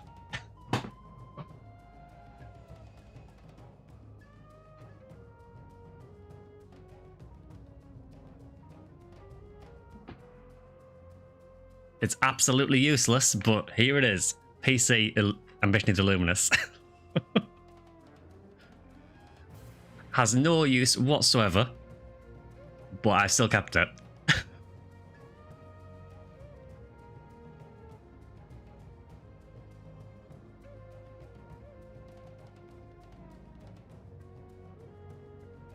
Yeah, that is my original disc from like 2007.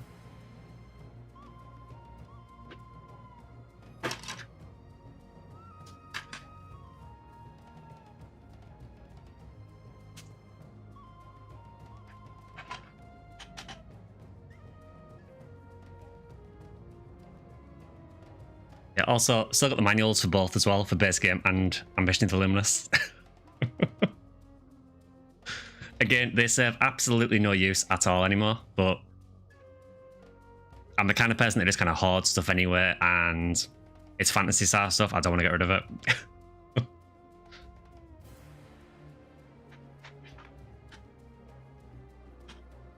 I mean, hell, I've still got the original disc for PSU. So if I ever want to play story mode, PSU, it's there. I'm not sure why I'd ever want to, but there you go. I've also got some of the Japanese PSO2 discs as well, which again are no use whatsoever. Yeah, I like to have the the physical things there with the manuals and everything. Again, that cabinet behind the top shelf is basically all Phantasy Star stuff. I've got, I think in there I've got PSO version 1, version 2, GameCube, episode 1 2, episode 3. I've got a few of the soundtracks. I've got Phantasy Star 2 and 3. I'm still looking out for 1 and 4, so if I find a good copy of those, I'll try and pick those up. Final Fantasy Star 1 feels way harder than it should be, but I guess it is a Master System game, so... PSP is my favourite PSU story. PSP 2 was better story, but I love the humour of PSP. PSP is honestly, it's a weird game, so the actual game itself I don't really like that much because it does just kind of feel like a dumbed down PSU, which makes sense for PSP, I guess. But the story of PSP 1 was actually really good. I like the gameplay of PSP 2 a lot more. But yeah, I think before I get into like a massive ramble about all my Phantasy Star stuff, probably a good time to end it there, I think. Again, if anyone who hasn't watched before, because I know there's been a few new faces in today, we normally do the Phantasy Star stuff on Sunday streams. The Wednesday streams at the minute are from Mission 3. Oh, is Ziggy still live? Yeah, no worries, we can raid Ziggy. Also, thank you for the follow, Blood Bunny Prince, much appreciated. But yeah, we normally do Phantasy Star on Sundays. It kind of varies which one we do. We kind of bounce backwards and forwards between PSO, PSU, Phantasy Star Zero, PSO2, NGS. So if you like Phantasy Star in general, Sunday's probably the day you want to be here, definitely. Wednesday kind of varies depending on what we're playing, but at the minute we are sort of in the middle of a Front Mission 3 playthrough, so it's going to be that for most weeks. So yeah, if you're interested in sort of tactics-based RPGs as well, maybe check that out. But yeah, whatever you're doing though, I hope you have a great rest of your day, rest of your week as well. Also, for this week, so there will be a Sunday stream. I think Sunday's probably going to be Zero, Phantasy Star Zero. Wednesday's going to be Front Mission 3, like I said. I think following that, I think once we've done Front Mission 3, we might move on then to... might do like a one and done stream and then start something else after that. But yeah, on Twitch side, I am going to raid over to Ziggy.